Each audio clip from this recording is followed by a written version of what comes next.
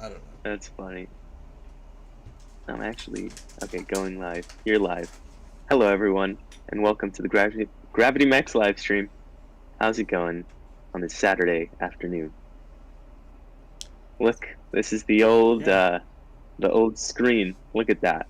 It should Nostalgia. look vaguely familiar.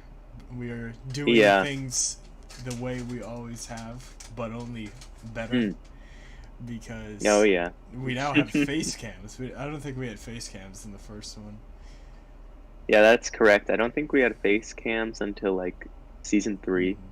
The audio is actually balanced. I know you guys can probably hear it is the shower going in the back. I can't really. In the first episode, the audio was not great because I was doing it through my phone. It was on a yeah. I forget. Then we used Zoom. Did we use Zoom? We did. Whatever. It kept was something. out. It was like 40 time out, and then how we've advanced. How we since have then. advanced. But anyways, welcome everyone to season 8. Yeah. Season 8. It's like we've been thrown back in time. We kind of didn't do the lore, but it's like we're thrown back in time by Silas. Silas. Like, it was revealed that Silas demigod. is still alive. Yeah. That's the lore. That's the plot of this non-fictional live stream. Yes. So yeah. Anyway. That's what's up. So today we're going back and doing sort of a spin on our first episode, which was Timeline for the Future, where we tried to speculate on how the future might play out. So today we're not like totally going to rehash that. What we're going to do instead is we've selected 3 like possible / plausible timelines for the future and have like gone with those. And so these are from science fiction novels, because some science fiction novels make very nice timelines for the future, and Sebastian and I have tried to do that in our books that we want to like, and our future books that we want to make. So we have all this like world building going on. So we're going to sort of talk about that a little bit, and then we're going to talk about my favorite science fiction trilogy, the Mars Trilogy by Stanley Robinson, and the timeline that trilogy has. So yeah. So I would say there's some spoilers in here. Spoilers for Sebastian's book that's not like out yet. Spoilers for my 3 books that are out yet. And I have more books that are coming that are going to be like prequels and in the same world. So I've made sure that like what I'm going to say is not going to reveal anything that I haven't yet published. So that's that. And then also spoilers for the 3 KSR books, Red Mars, Green Mars, and Blue Mars, which were published in the 90s. So yeah, it feels, that is what's up. Feels good to be back, you know. Both back Definitely. in the live stream and then back to the basics. I always love the return. Like anytime any type of media just goes back to like the start, it's always like it's just a satisfying thing to see. Definitely. But yeah, I'm very excited for this stream. We got 3 very good science fiction universes to talk about. I think we can just jump right into it. Yeah. All right. Yeah, timeline for the future, or maybe this should be timelines for the future, plural. I'll change the title. Yes. But yeah, so that's what we're going to talk about. This is going to be fun. Yeah. So we start off with my book, or the thing that isn't a book yet, but you know, I have a decent number of pages for this, but the real juice of it is in the exposition and the lore. So I'm not going into any of the characters or any of the aftermath of the book. I'm going to give you everything leading up to the point where the book starts, which is in the year 2190 The book actually takes place in 2197, but the last like event that I have goes to 2192. So Mhm. I'm gonna take you through a timeline that spans over 150 years, I guess, maybe exactly 150 years, but it all focuses around this. And of course, this is just concept art that was made for not my story or anything else. But I feel like it pretty well captures what Eltham is. Eltham is the name of a planet, but this planet has basically a city that covers a majority of its surface, which is known as a Eucomenopolis, or a city world, basically. A true Eucomenopolis would have a city going 100% of the surface and covering all of it. But with Eltham, it's more like 68% to 72% of the surface is a city, which is still, like, massive. Yeah. Eltham is about 75% the size of Earth. So, just you can pretty much imagine that, but it has more like land than Earth. Honestly, the parts that aren't covered with city are just natural water sources and stuff like that. But that is that's the setting of the book, as well as probably the most contentious thing in the universe of what's just been known by me as the Elthamverse. So that's the first thing you need to know about it. So I will start taking you through the timeline and highlighting the most important events. So to start off, we have to talk about a guy by the name of Vance Carter. Now, Vance Carter is what you would call an eccentric, I would say. He is quite the character, I would say. He's an inventor and an entrepreneur, and he's probably got some outstanding warrants. But he founded a small, what started as a small startup company called Dynatech, which was originally called DevTech in my works, but I realized that DevTech is actually a real company. So I had to change it. So if I slip up and I call it DevTech, that's why. Because I've called it DevTech for like I've had a year and a half. But I've had to do that before. Just like, oh shoot, that's real. I can't talk about. Defamation. I gotta stop. Yeah. So he created a startup, Dynatech, which is actually a pharmaceutical company and a pharmaceutical engineering company. And basically what he seeks to do is he seeks to make everyone's daily life easier, and being able to encapsulate, the basic needs of humans in a single pill, spray, what have you, right? So, with Dynatech, he came up with a couple of things you can see on the left and the right.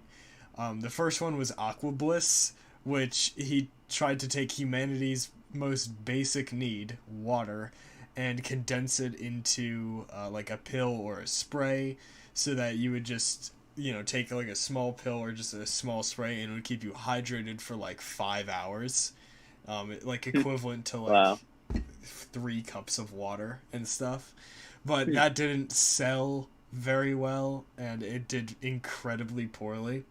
And then he came up with Vitablast, which humanity's second most basic need, other than like oxygen, which is just vitamins from food. It's the fabled like nutrient pill that you hear about in some science fiction things, where instead of like eating food, people just pop a pill, and that has all the vitamins and the energy and the ATP and everything that you need from food, all the protein and stuff like that. But that didn't do well either. So he was kind of in a bind. But what rose him to public eye and what got Dynatech to where it is in the story, which is a highly successful company, was Somnolin. And Somnolin is a sleep pill, and basically it allows you to, down to like the minute, determine how long you want to sleep. It's sold in bars, and basically what you do is, if you want to sleep for 1 hour, like the bars are divided into 8 different squares, basically. If you want to sleep for 1 hour, you break off one square and you take it. 2 hours, 2, 8 hours, you take the whole thing.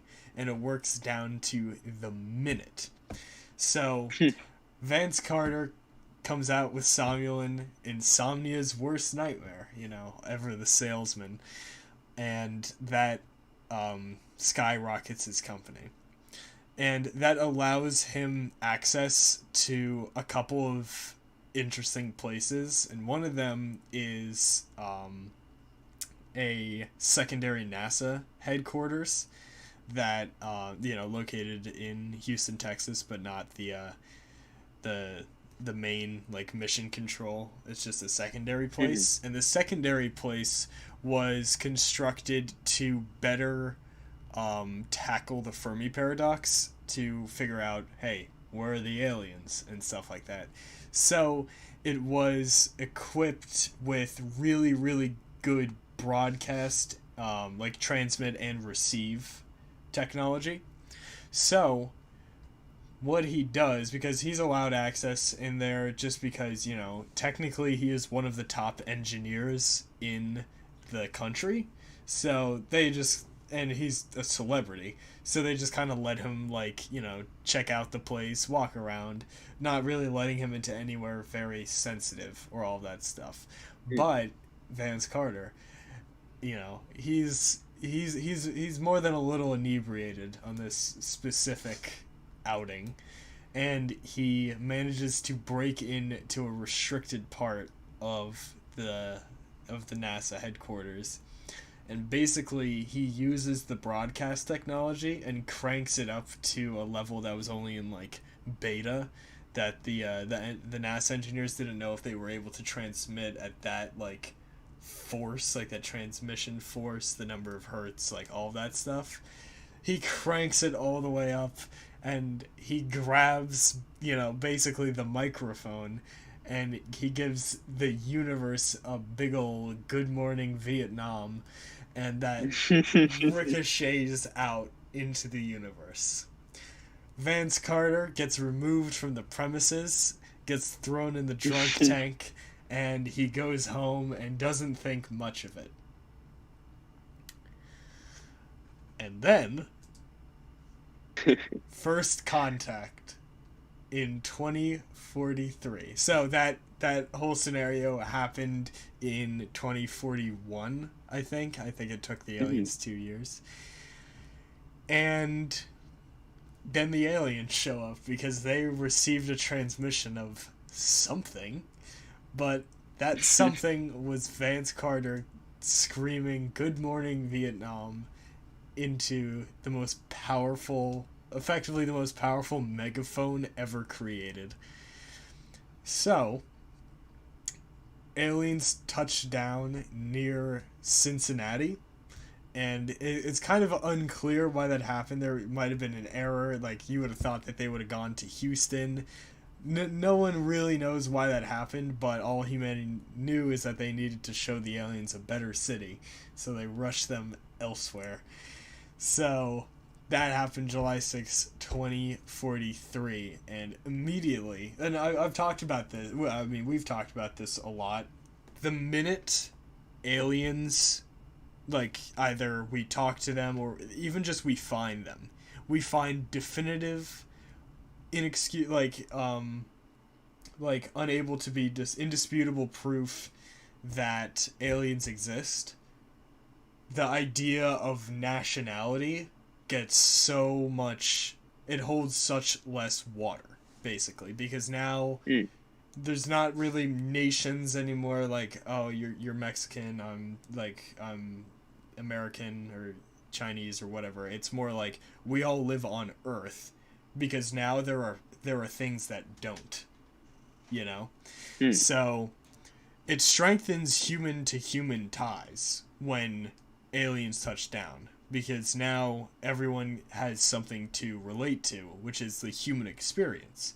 Because if everyone can relate to like one thing, then that's just commonplace, you know, and it's ridiculous to even talk about it. Like if a stand-up comedian went on stage and was like, so the thing about drinking water, you know, it's ridiculous.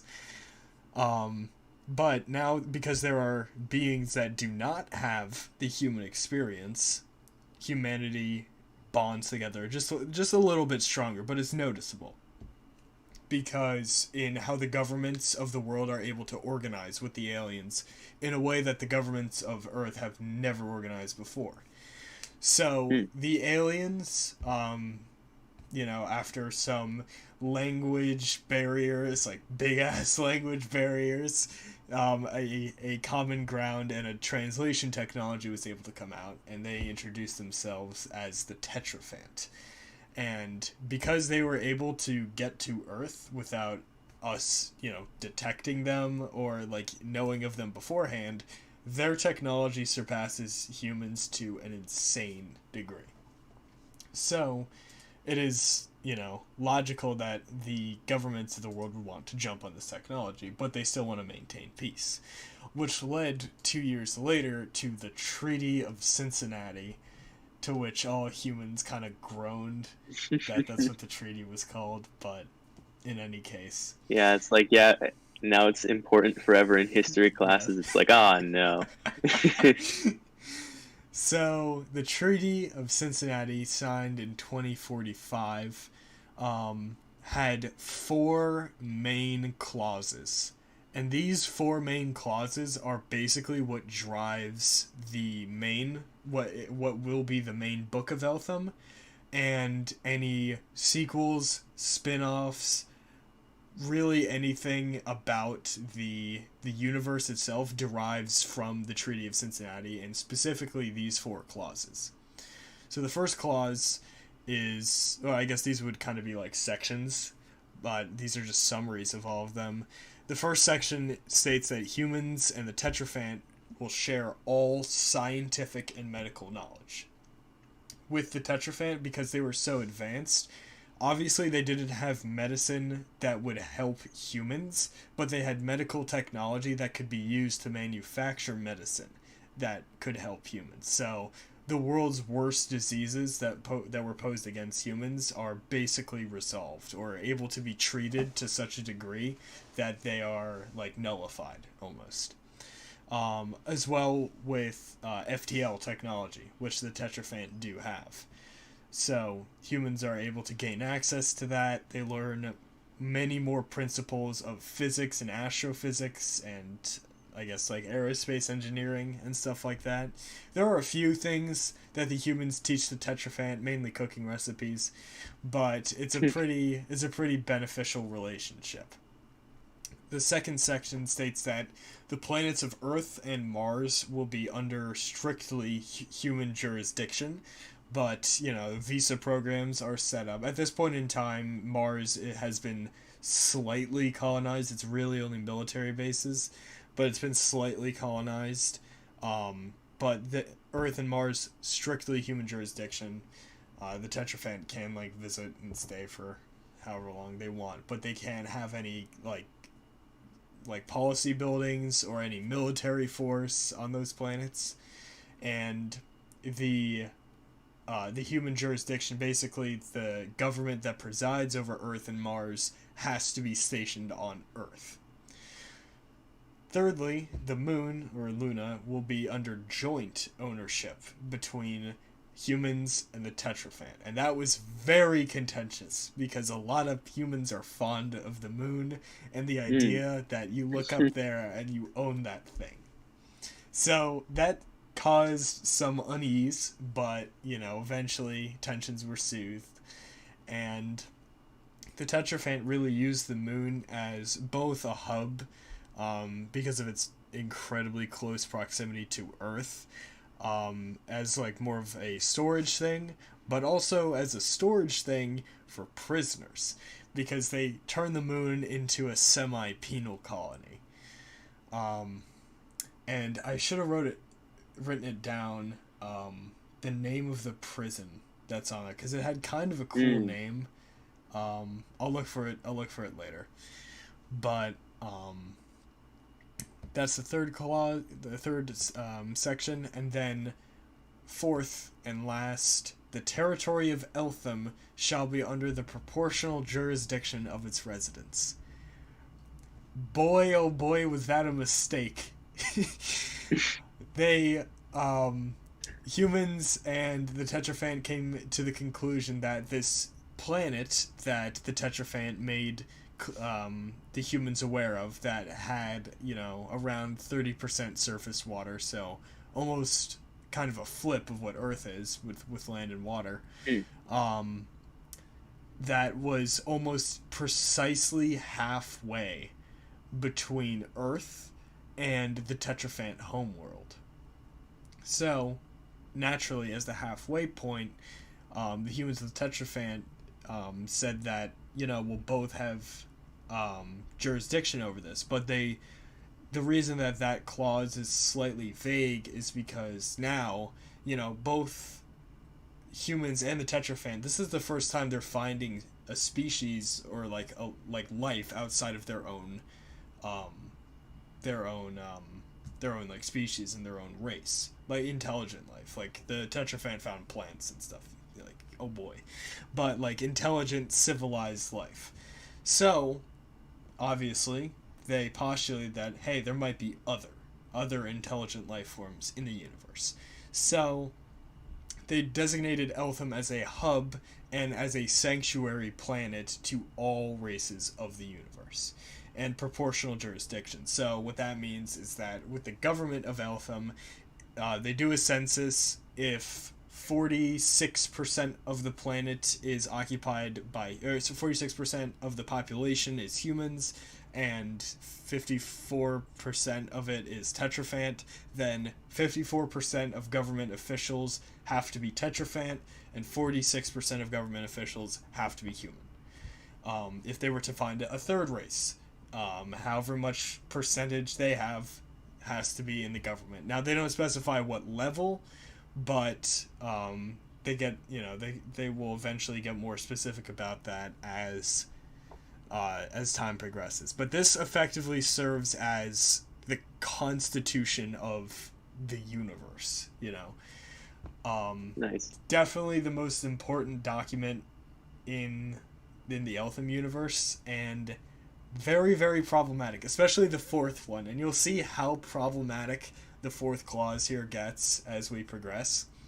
But this is the baseline for a lot of what goes on in the story. So, over to the establishment of Sector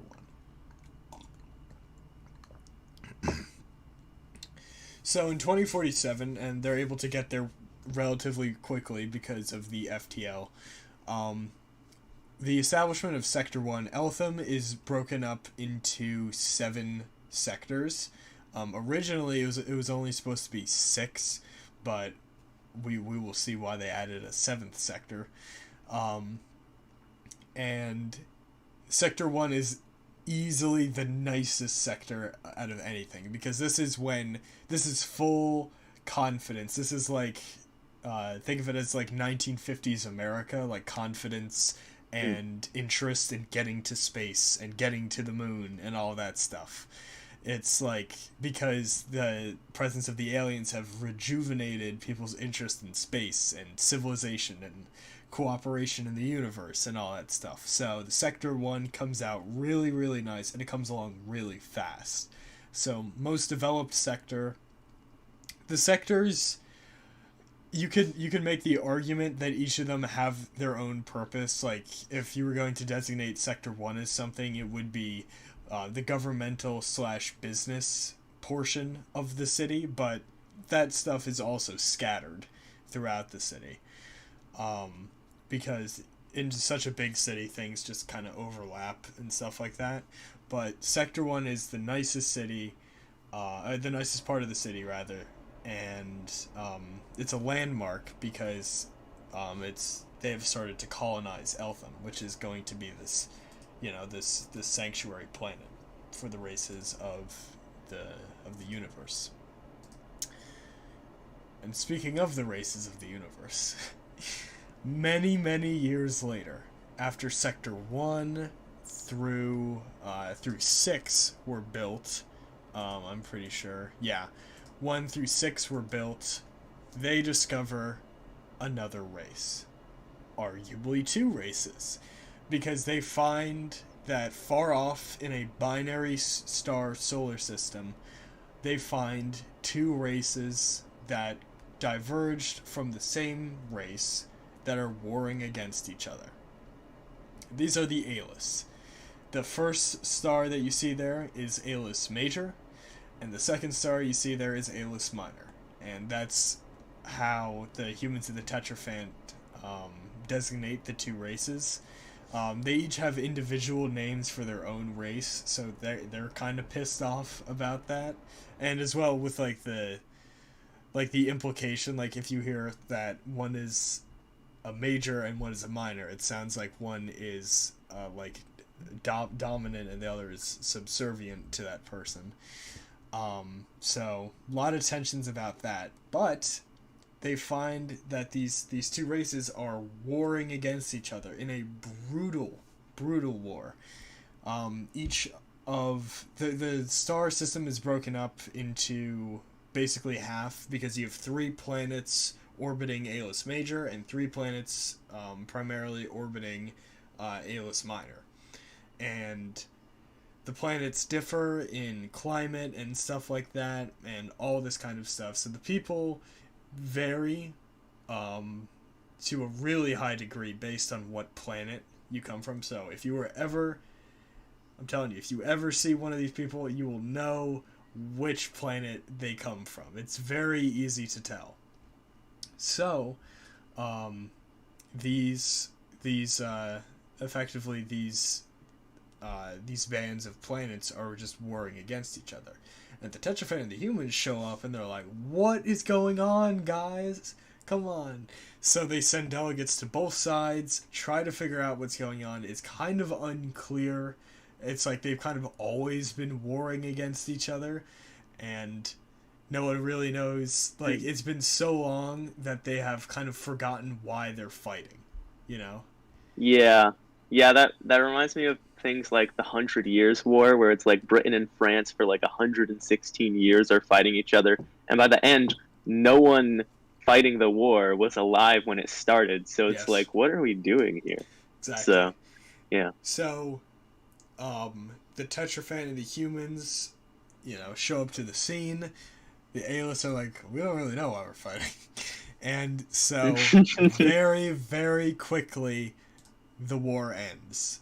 And the Joxy, because the binary system is called the Joxy system. I don't know if I said that.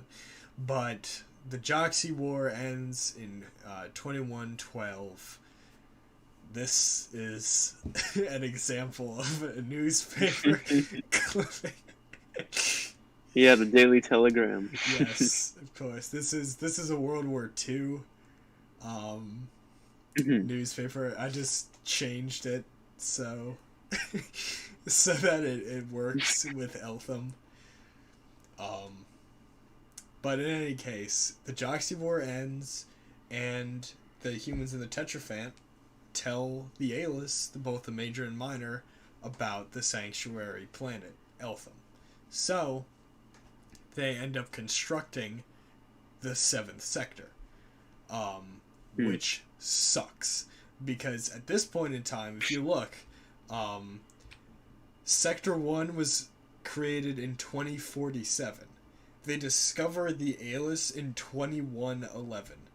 Off the top of my head, I can't do that math, but that's over 60 years. Is that 64 years? Maybe? Yeah, just about. Yeah, like 64 years. So it's been 64 years. And they cranked out 6 sectors of this thing in 64 years. So, construction workers are tired, you know, like, yes, they have the best construction technology ever, using Tetrafan technology, but human work strategies.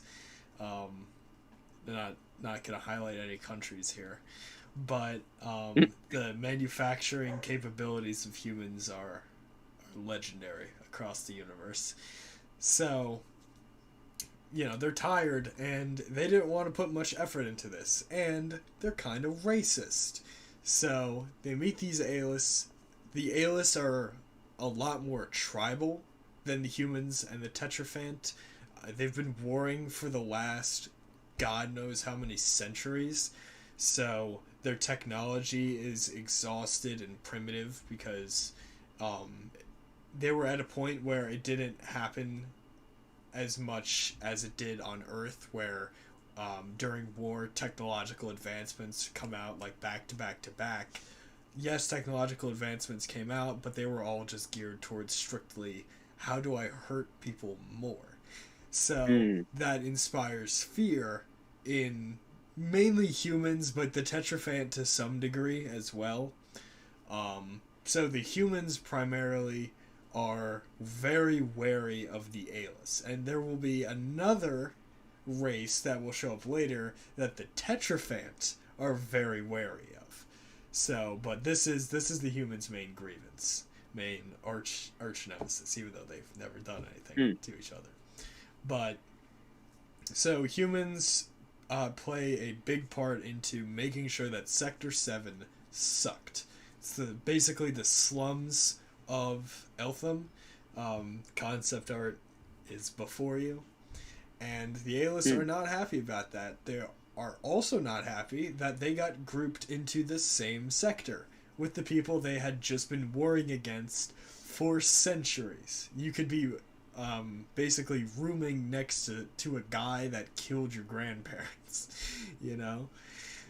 So yeah, it's very tense in Sector 7.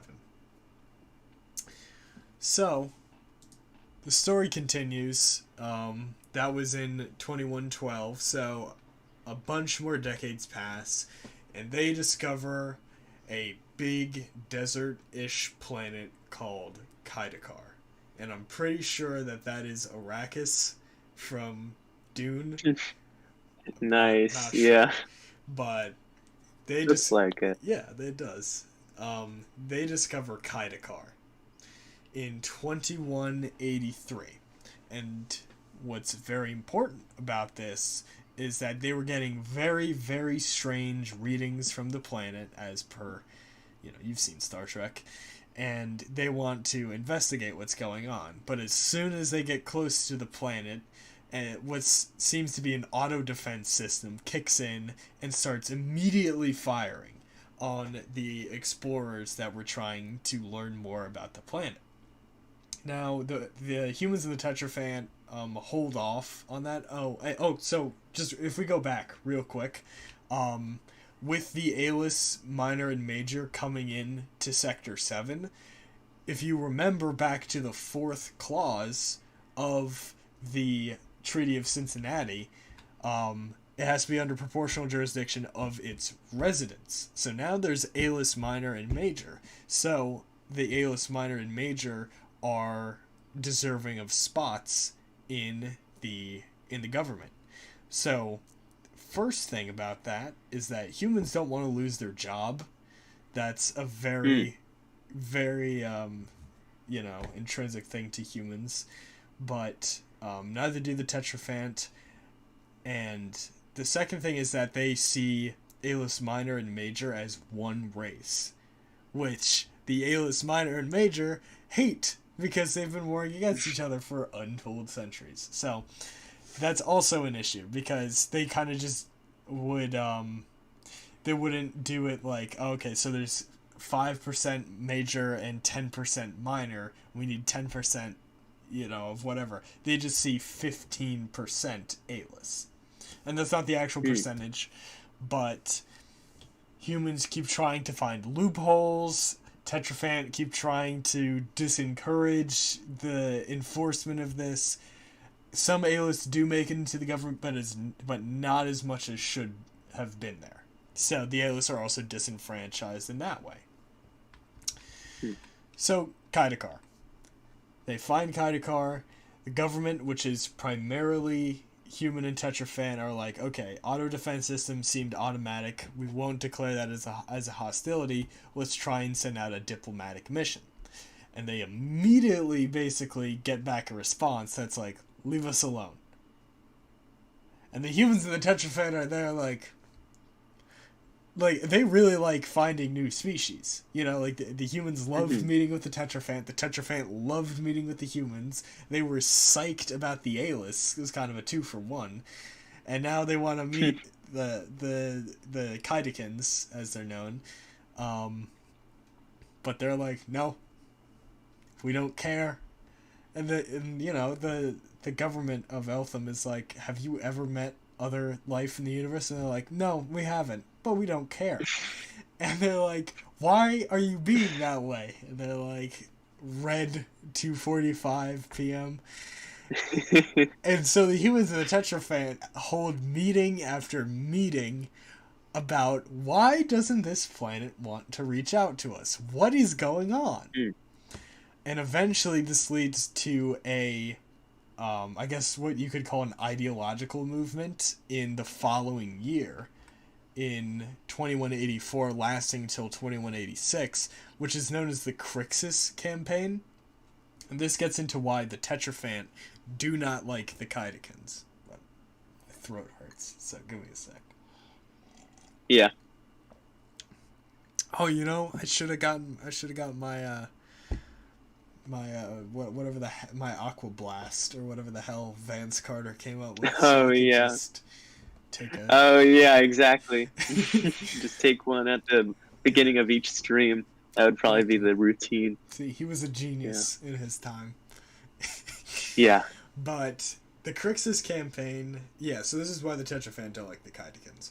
So in every culture in the universe, and even going into cultures on Earth, there exists an object of immense power. Currently, where we are right now, you could say that is maybe the Infinity Stones from the Marvel Universe. Or it is what you see before you, which is the alchemical sign for the Philosopher's Stone.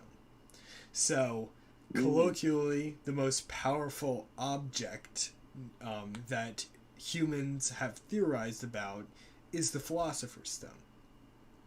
At some point, humans, just like mentioned the Philosopher's Stone in conversation with the Tetraphan, and it was discovered that the Tetraphan also believe in something very, very similar, which is called a Crixus. And instead of a stone, it's a crystal that is able to basically take in immense amounts of energy and then output more energy than it was given. So that same principle of breaking the laws of thermodynamics, because with the Philosopher's Stone, it is creating something out of nothing, which is the matter side of the universe. With the Tetraphan, it is creating energy out of nothing, or creating more energy out of less energy than you're given, if that makes sense. So that's the energy side of the universe. The Alis also had a primitive idea of a Crixus Philosopher's Stone, whatever, that could be used as a incredibly destructive weapon. So, very strange, and I mean both minor and major. Very strange that all 3, maybe 4 of these races came up with this idea. So, someone hears about, or I guess it had to have been a group of people, that the Kaidakins are closed off, we're getting strange readings from the planet, we don't know what's going on here, right? So, they theorize, what if they have a Crixus on their planet? What if they have multiple Crixi? Maybe that's why they don't want us meeting with them, because they don't want to share that power. And that thinking gets around, it catches like wildfire in the city of Eltham, and then eventually reaches up to the government, because, government officials, contrary to popular belief, do actually go out into the real world and socialize. So, I was about to say government officials, contrary to popular belief, are human, but that's not true in this circumstance. Yeah. So they hear it, combined with the Aelus theory that a Crixus can be used as a weapon of mass destruction. A Philosopher's Stone can also be used as a weapon of mass destruction, and if you can make more energy out of the energy that you are given, it doesn't take long to exceed the power of a nuclear bomb with that principle. So, basically, the government now has a theory that, hey, maybe these Kaidakins have the most powerful object in the entire universe on their planet. What? That's an issue, right? I'm not alone. Frank, So they're like... That's pretty interesting. Yeah. There is historical precedent, I think, because didn't America invade Iraq over, potential weapons of mass destruction that didn't end up being there? So it was that's kind of a similar situation. Yeah, no, that is exactly where I took inspiration for that from. Down to, Kaidakar being really sandy and all that stuff, and there being a lot of hate towards the people of Kaidakar, and hey, maybe those guys have weapons of mass destruction. That's 100% where I took my inspiration from. So, good catch. Cool. But thank you. So this ideological movement known as the Crixus Campaign, informally of course, lasted from 2184 to 2186. And in 2186, it had reached the highest levels of the government. And they are basically tasked with the question, how do we defend national security? Or, I guess, global security. So, in 2186, they start the Kaidakin War, and they invade Kaidakar. Just getting past the initial auto defenses was difficult, and while on the ground, the human and Tetraphan and Aelus soldiers, there were a lot of Aelus soldiers in this, because the Aelus were and are very poor person by person on Eltham, because they're not given a lot of opportunities. So they got enlisted a lot in the Kaidakin War. But the terrain is horrible there. They're way out of, they're not in Kansas anymore. And some of these people have never even been to Kansas. And, yep. The Tetraphan really only know Ohio. So that's what they're going off of. But, the war is terrible. Even though you have the might of 3 races against 1, the Kaidakins have such a home field advantage and a technological advantage, not because they have more advanced technology, but because they have different technology that the humans and the Tetraphan didn't prepare for. Because as a human, right now, because we don't know about any aliens, we prepare against human attacks, which is why we have bulletproof vests and, knife guards and stuff like that. Obviously, when humans and Tetraphan met, they created defenses against the other's technology as well.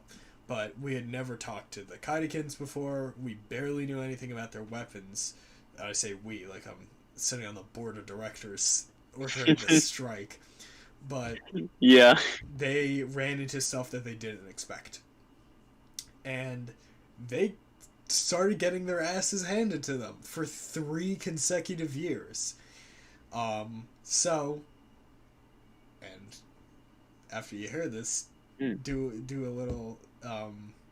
little inference on where I got the idea from this from.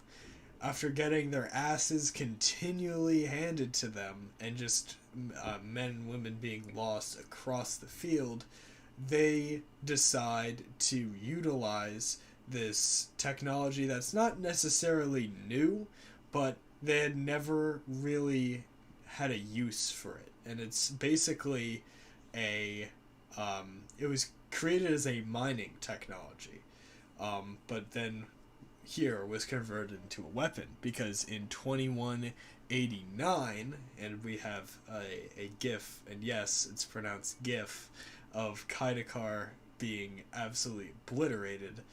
It went up against a... Oh, you know what would be a good joke I just thought of? What's that? Just like the Tetrafant come down, and like the one word they share with English is GIF, pronounced GIF. That's just, or like any other language debate, like... That would be so funny, because it would be a human to mispronounce it. It would be like, hey, have you seen that GIF of whatever? And the Tetrafan are like, it's pronounced GIF. And the humans are like, how do you know that, you know? Yeah. But they use what's colloquially known as a planet cracker. It was created as a technology for mining, like I said, but it was effectively immediately decommissioned just because of the sheer energy that it requires and of the kind of not useful nature of it, because, you know, things fly out everywhere and it's kind of a mess. They crack Kaidakar, as you see, pretty much like in half. Like, it's tough, man. So, yeah, it's known as the Kaidakan obliteration, because their planet literally gets obliterated. Now, before that, they did evacuate some Kaidakans. Not every Kaidakan was so, you know, prone to go to war, although a lot of them were.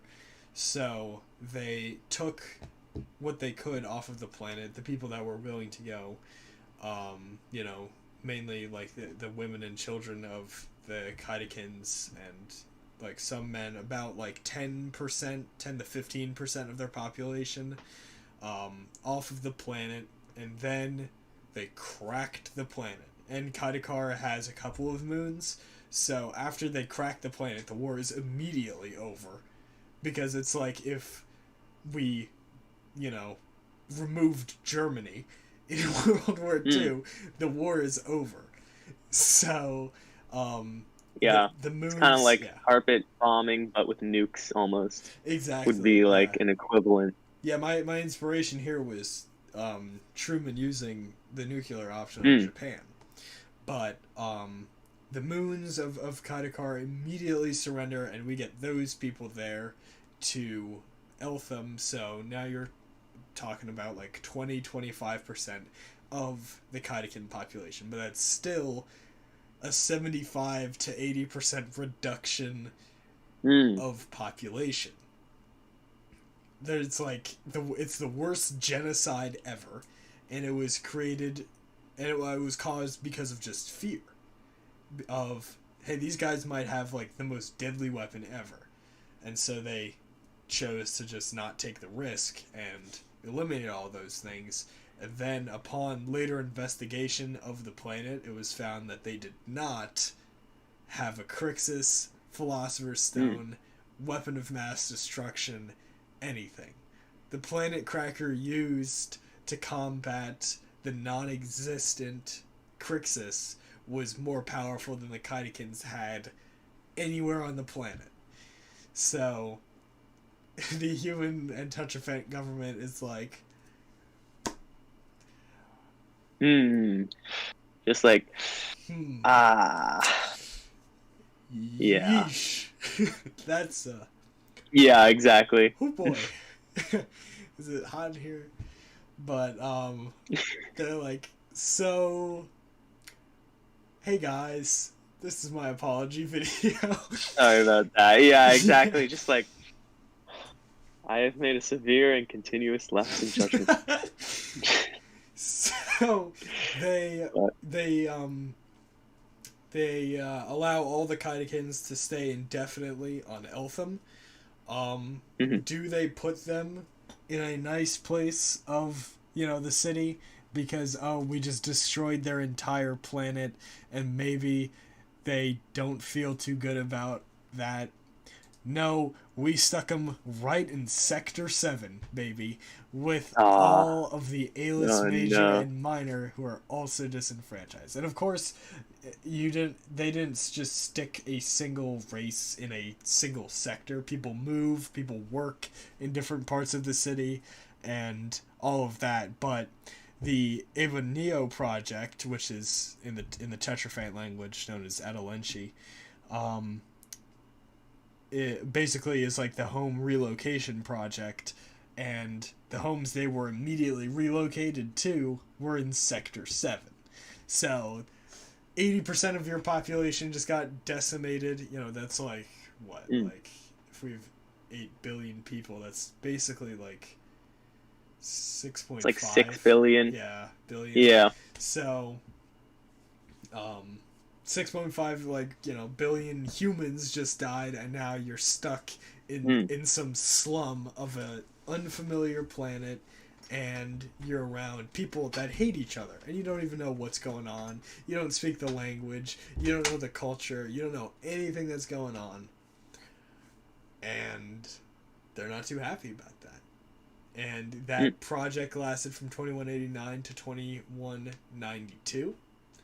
And that is where the story of Eltham picks up. It picks up in 2197, so 5 years after all the Tetrafant were relocated, 8 years after Kaidikar was decimated, and the city is incredibly tense because humans don't like the A-list too much. The Tetrafant don't like the Kaidikans because they have a very religious connotation with the Crixus thing, and that was, kind of like ingrained into them.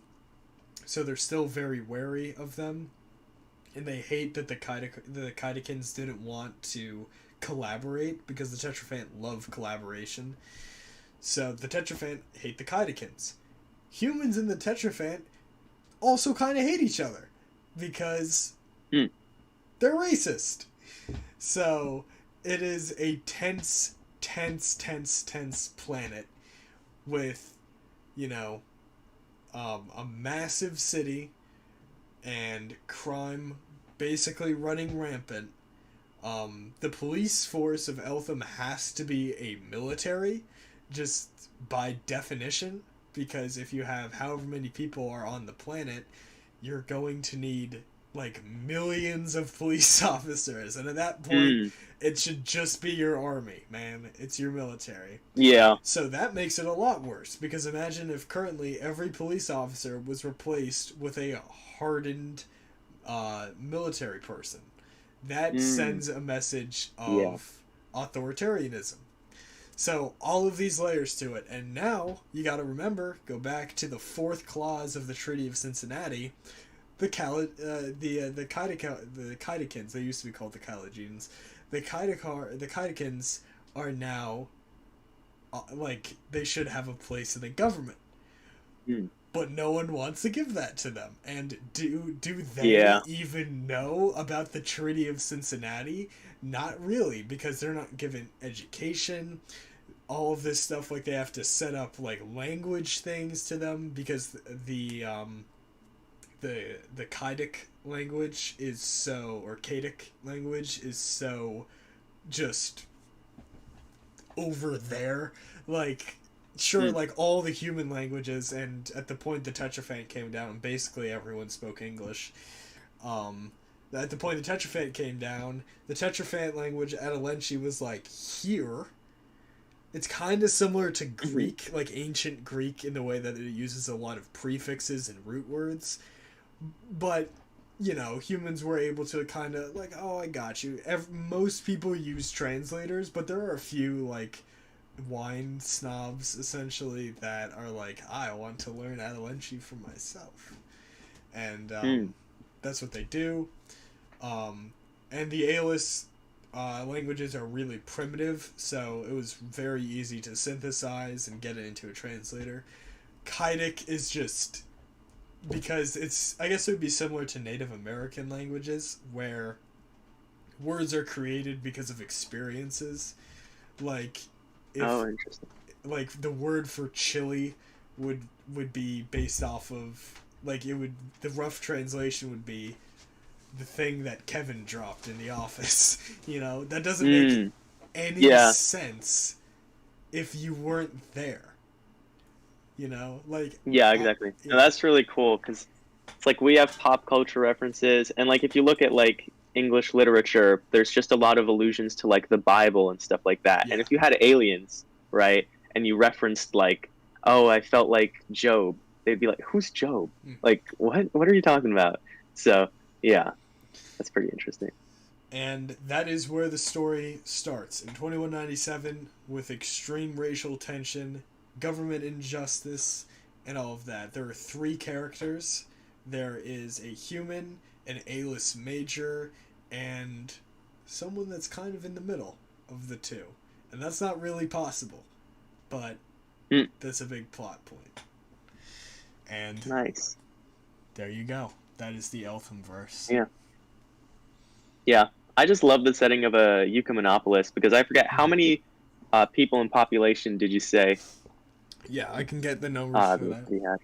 I have them. Nice.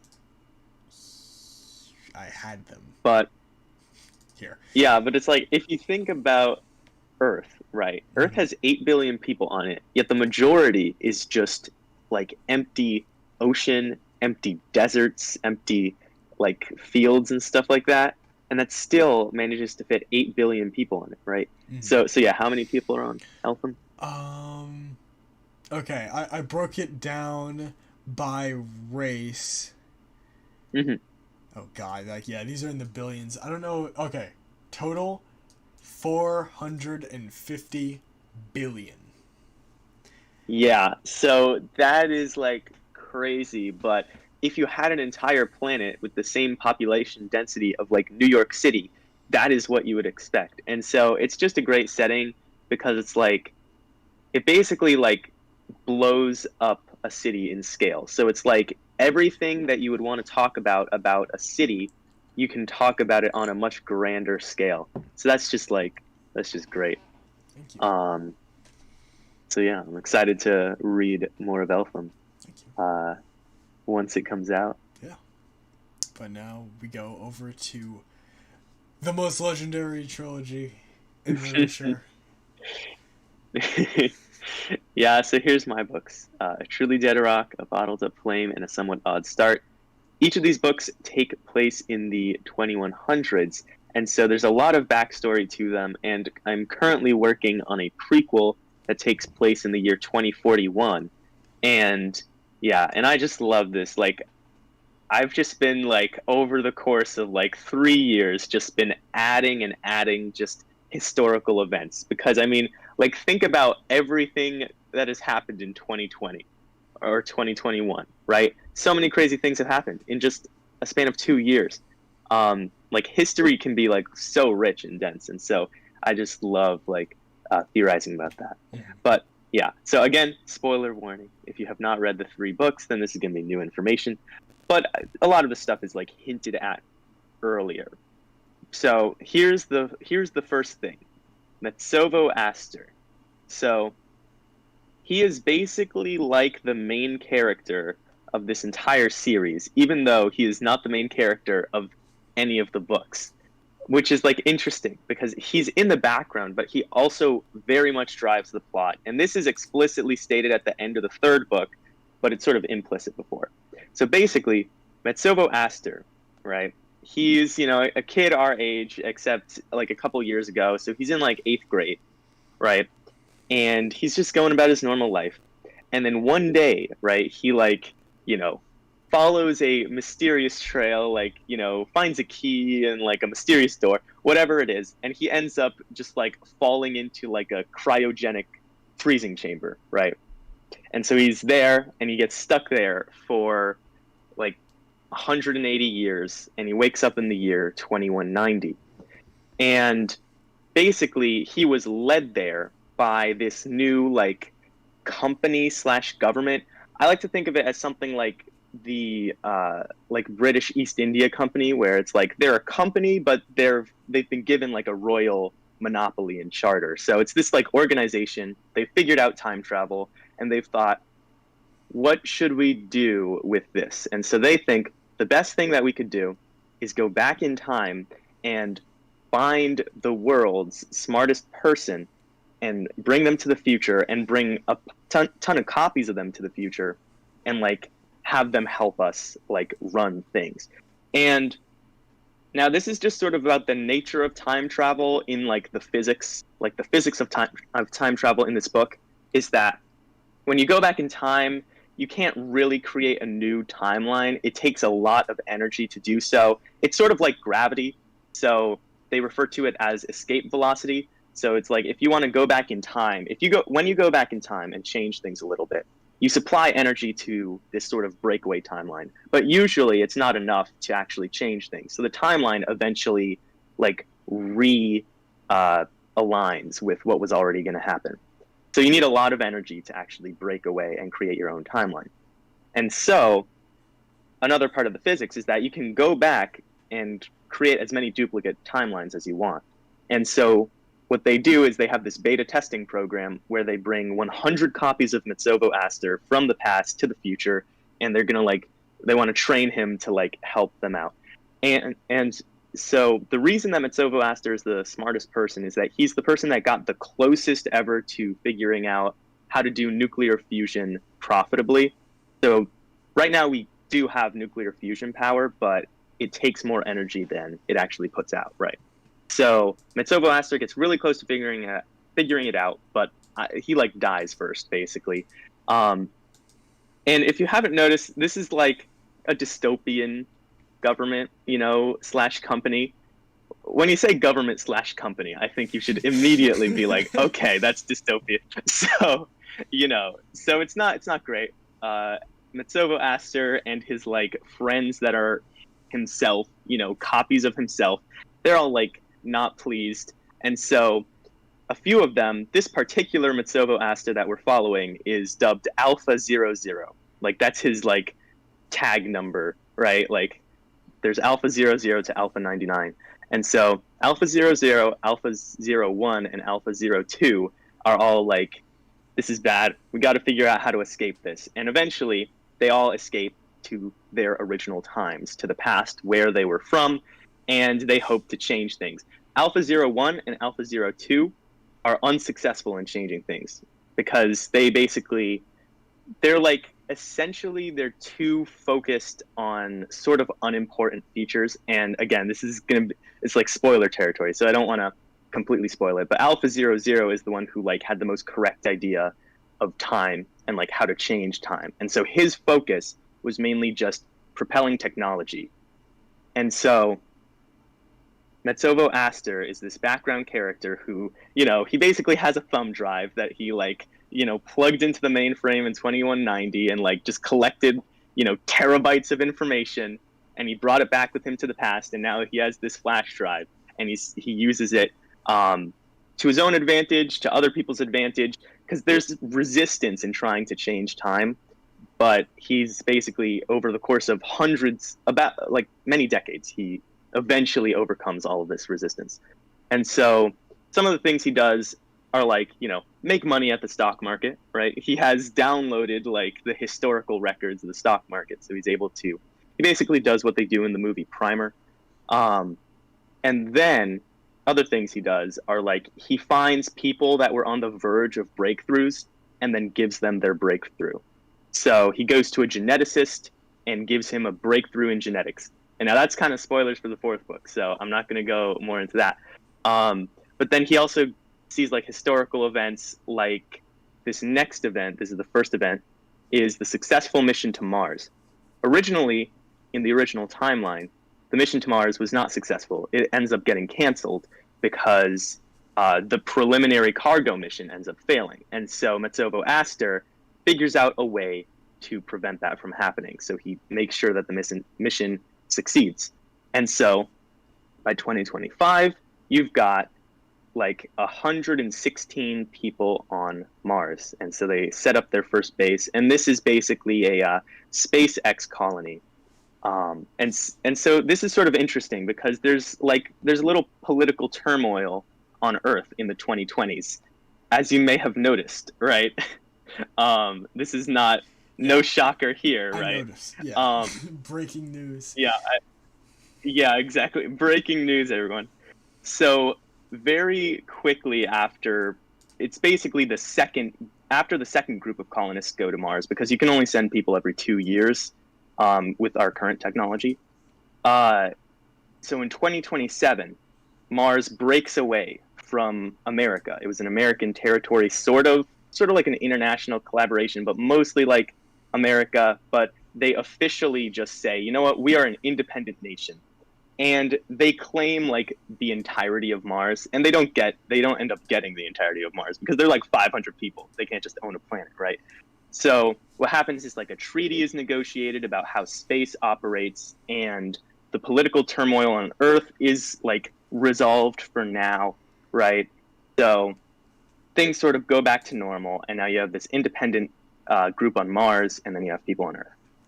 So next we've got moon missions reignite a space race. So in 2028, China takes a mission to the moon, and they go to Shackleton Crater, which is at the south pole of the moon and has water ice underneath, and they basically set up a self-sustaining colony on the moon. And so immediately America is like, oh no, we gotta one-up them, or we gotta, counter them. It's basically just space race tensions occur again. So it's in history classes, they call it the second space race, because think about 1957 or 1959 when Sputnik first went up. Americans were freaking out because they're like, oh no, the Russians have like a satellite, they're spying on us, blah blah blah. And so basically you can imagine a similar reaction. So America decides to set up their own moon base. And this map here is eventually what this results in. There's this sort of scramble for like territory on the moon based on the treaty. And by 2102, this is what the claims on the moon look like. The blue is the American territories, the red are the Chinese territories.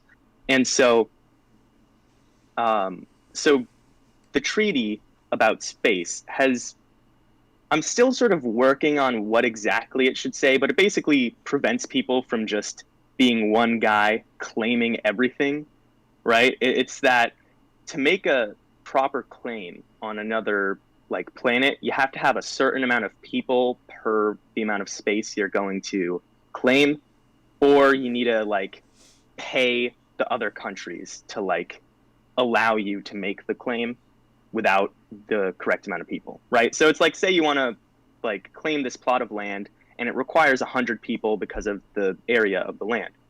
If you only have 50 people, then you've got to like pay out to all the other countries to say, can I have this anyway, right? So that's just part of the treaty. That limits the growth.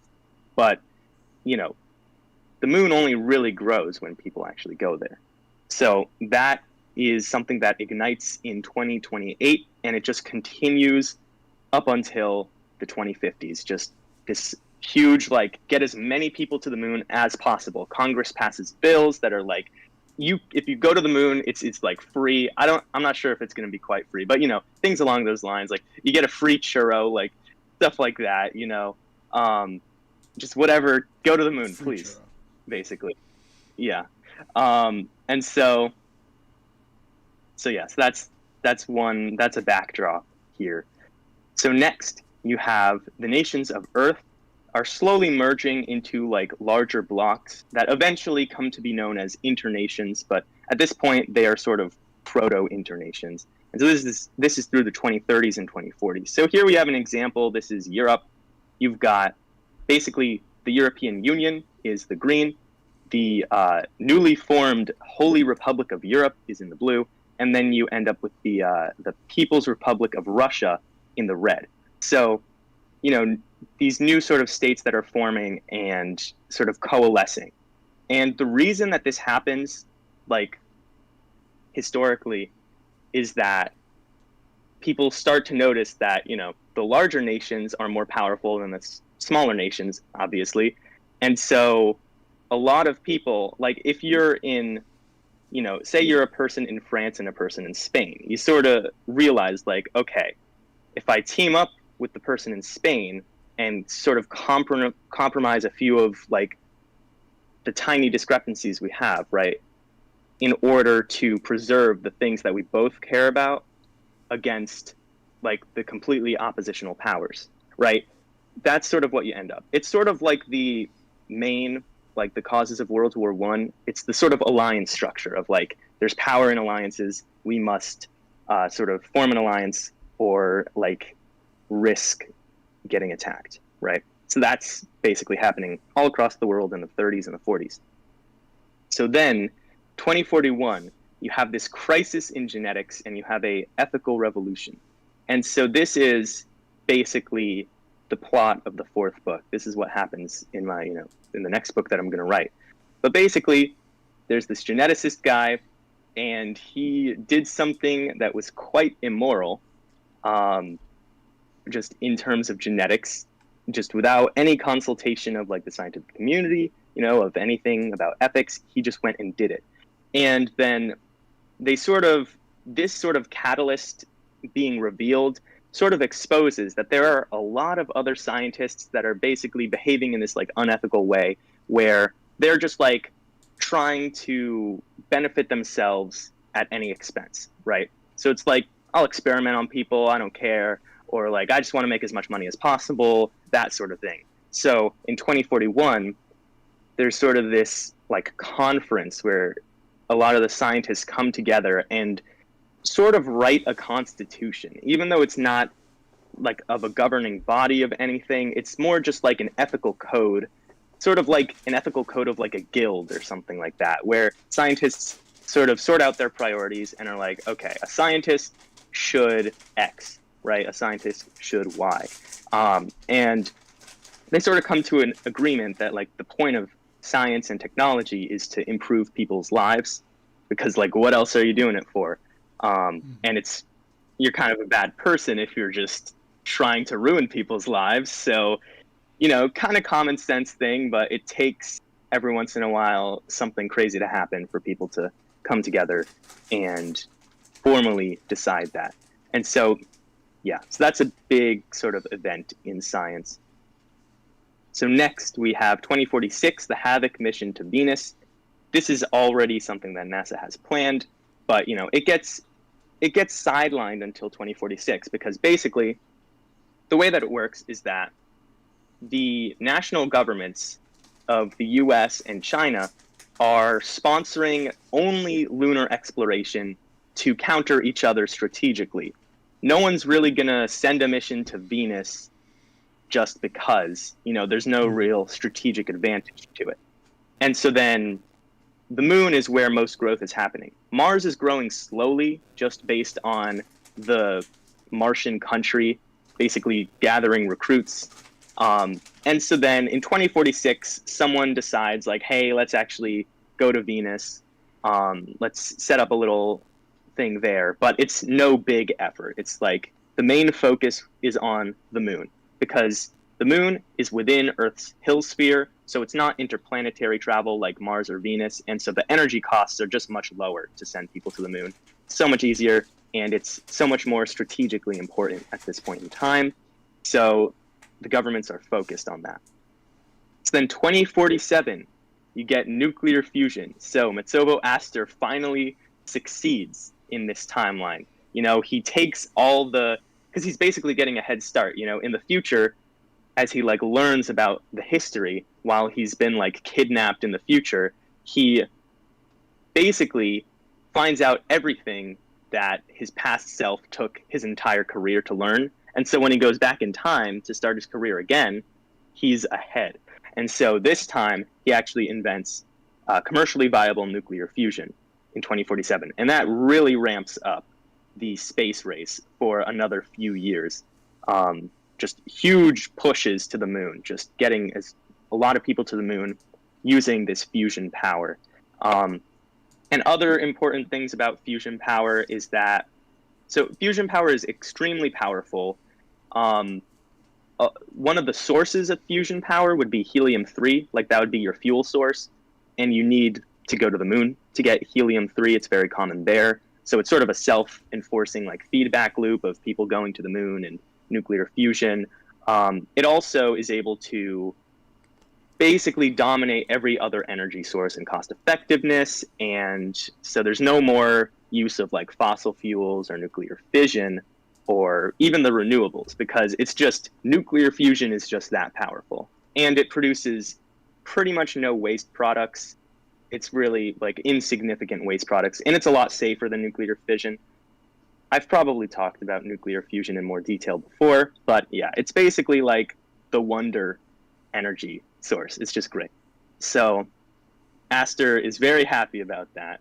You know, he can see that he's changing things, right? His stock records are no longer accurate because butterfly effect and what have you, right? So he's like, okay. So now he has to make money like on his own, you know, without just sort of cheating, right? So he's selling his nuclear fusion. He also has like an electronics company called Astral Computers, and so he's doing well. He's actually the richest person on Earth because he has the advantage of knowing what's going to happen to a certain extent, right? So he becomes the richest person. He becomes the first trillionaire, and then eventually, once his net worth, I think in like 2050, he gets to be like $10 trillion rich, and he's just like, okay, I should probably stop. So he's just like, anything else I make is just going in the donation pile, because he's like, what will I do with all this? But yeah. So the last few years of the space race, 2047 to 2054, are intense. But then it all comes to a crashing halt in 2054 when there is a crisis on Luna. And that crisis is at the south pole of Luna in the original colony that China set up there called Chang'e-Bing. And so the north and south pole of the moon, those cities, New Armstrong and Chang'e-Bing, are incredibly strategically important because that is where essentially all of the water on the moon is stored. Without those cities, if you don't have control of one of those cities, then you have to purchase water from an external power. And you obviously don't want to do that. So Chang'e-Bing, the city, decides to declare independence from China, which does not go well. China's like, no, you're not going to do that. But then the US is like, well, we're going to help them. And, you know, insert excuses about democracy, because we always do. Neither country, I would say at this point, is particularly democratic. Like the new Chang'e-Bing isn't great either. But, you know, America's going to America, right? So it'll undermine China to have, if they don't have their own source of water. Because again, think about this. The last 30 years of space exploration has been this massive conflict to get as much control of the moon as possible. And if China didn't have its south polar colony, that would immensely weaken its power on the moon. So this is just very strategically important to America. But it's also incredibly strategically important to China. So this spirals into World War III, naturally. So you have a few different powers here that go toe-to-toe. The main two are the newly formed Western democracies, which is a military alliance that officially forms in 2057, but it's basically who you would expect it to be. It's America, Canada, Europe, Australia. And so those sort of like powers versus China. And then China is also allied with Russia, so they can count on that. And there's basically a sort of balance of power up until this point where the American allies control, you could say, have like 45% of the power. This is sort of how I think about it. And then the Chinese allies have 45% of the power as well. And then the next major country is this alliance of Middle Eastern states. You can see here, this is the flag of Turkey and then the flag of Saudi Arabia. So those are, they've formed this sort of union that like goes across the Sahara Desert and up to like Pakistan, east to west. And this is the last power. And basically what this Arabian government figures out that they can do is that, okay, there's these two superpowers and we can just play them off of each other. So that's essentially what's going on. There's a lot of tense situations before, like leading up to World War III, where both powers are trying to curry favor with the Arabian government because The Arabian government doesn't particularly like either China or the US. They're both just like, they're just not happy. But the US eventually convinces them to join their side. And then, so that results in World War III. And World War III turns out not to really be a decisive victory for anyone. On the various fronts across both worlds, the moon and the Earth, it eventually comes to an end, but there's some losses on the Chinese side and there's some losses on the American side in terms of territory. So it's like mostly a stalemate. Basically the people in both countries, the people on both sides think they won. So it's like America's like, yeah, we did it, but China's also like, yeah, we did it, because both gained some territory that they wanted, and both sort of ignored the territory that they lost. But yes, that's World War III. So at the end of World War III, this military economic union that formed between the US and the European Union initially, called the Western democracies, decides to make it permanent. They say, hey, this worked out pretty well. We are going to become a permanent new thing called an internation. And so over the next few decades, a lot of the countries that were allied with America during World War III eventually join the Western democracies internation, as well as the Chinese allies that, again, these are allies, but not formally like part of the same whole. They become part of the same whole, and that's the internation. And so the best way to think about the internation is like, if you think of the levels of government, right? You've got the like local level, the state level, and then the country level in America. So this basically just adds another level on top of that. And if you think about it, right, each level up has more total power, but less specific power. So, the federal government isn't really going to like, specifically ban you from building like your house to certain specifications, whereas that is what your local government might do with their like zoning laws, right? So it's that sort of thing. So the internation, the extent of its powers are basically just like declaring certain human rights and then saying you must abide by those. Like the national governments must not infringe on those rights. And then there's like, it's also an economic, like it's a currency union and then a military union. And to varying degrees, it's essentially a open immigration union. So you're able to travel freely, but there are some restrictions on like criminals and stuff like that. So that's this new sort of situation that's building up here. And this results in a world that consists of just a couple large powers. And that is just a volatile world. But it remains sort of steady for the next few decades. So by 2102, this system is sort of breaking down, but not quite. There's a lunar ice conflict. It's basically that all of the American territory on Luna, which is now Western democracies territory, it all just decides we are out. We are going to be our own country, and that's that. And so that causes a bit of conflict because some parts of the American territory don't want to leave, some parts do want to leave. It's like 90% that does want to leave, 10% doesn't want to leave.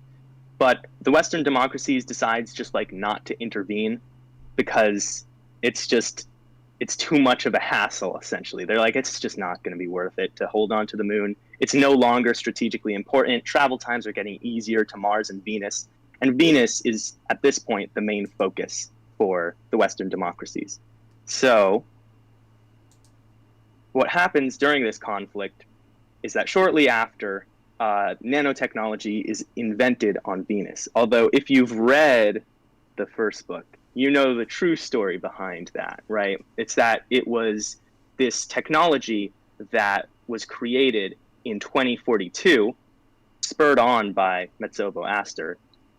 But if you remember, I said earlier that Astor like just goes to people on the verge of discovery and then gives them their discovery. So the person who ends up discovering nanotechnology in 2042 decides that it's too dangerous and ends up storing it on the moon in like dormancy for 60 years. And only once the proper safety precautions have been invented for nanobots are they allowed to be released and publicly available.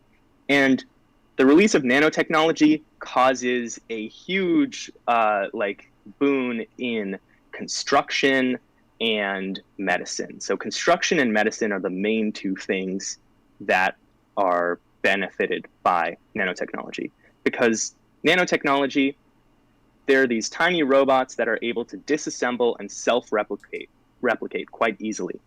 So it's like having just a bunch of cells. It's often called gray goo, and that's usually in the context of it destroying everything, because think about it, these are tiny machines that can just tear things apart and turn them into different things. So that can be dangerous. But the only reason they've been publicly released is that there's also a way that if a nanotechnology has either gone rogue or is being used by a malicious group, then it can be just disabled like that.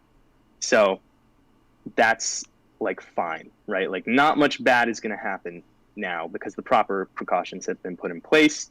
So mainly this enables just a huge wave of construction. So one of those waves is the construction of orbital rings around Earth in the 2110s.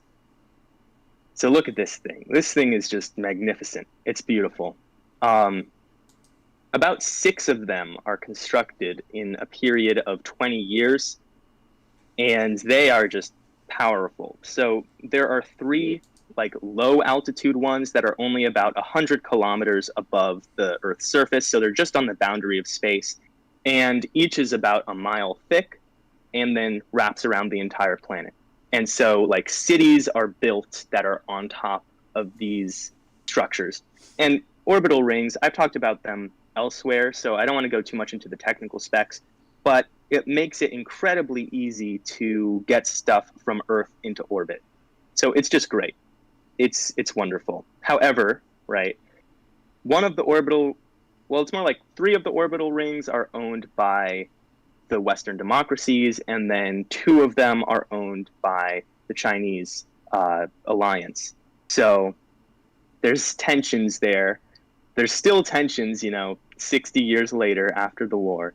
But basically, the solar system is opening up with technology. Just the reaches of humanity are so much more. So both of these like superpowers are just sort of trying to ignore each other for the most part. Just like, okay, we're going to focus on our own thing. Just get out of our way. Just stay out of our way. But eventually, it becomes inevitable that they're going to cross paths again and begin fighting. So that's going to happen soon. But first, we have the pinnacle of nanobot construction, and that is in the 2120s. A Dyson sphere is constructed, and 2 pseudo Dyson spheres are constructed. So basically, up until the year 2120, there was this treaty between the US and China or the Western democracies in China, that says that no one can go within the orbit of Venus or without the orbit of Mars unless it is a joint scientific expedition between the US, China, as well as the Arabian power, because, they've been able to get in there as well as the like 3rd sort of wild card neutral power. So that's the situation until 2120, when a new treaty is negotiated that says, all right, the Western democracies get everything inside the orbit of Venus, and China gets everything outside the orbit of Mars. So it's quite interesting of like, is this a good deal or not for which party? It's really not a good deal for China, but at the same time, you can think about, wait, China gets everything outside the orbit of Mars. However, you have to remember that the sun is 98% of the mass of the solar system. So again, it's one of those things where both sides are able to act like they've won.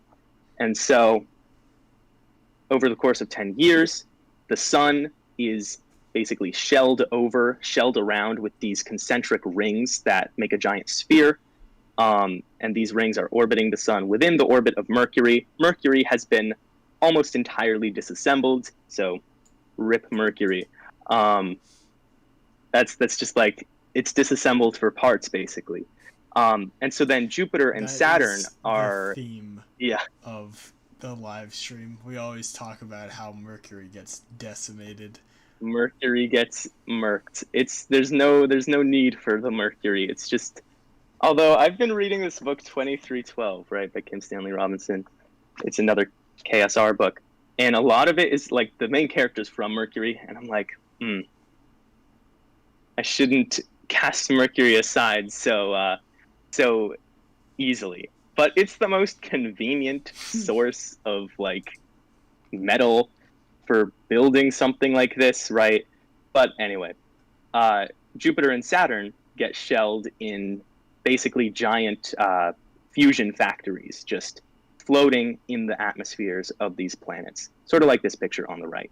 So both of these stations are immensely powerful. They could power, enough. It's enough power, like energy, for quadrillions or quintillions of people to live off of. So it's crazy.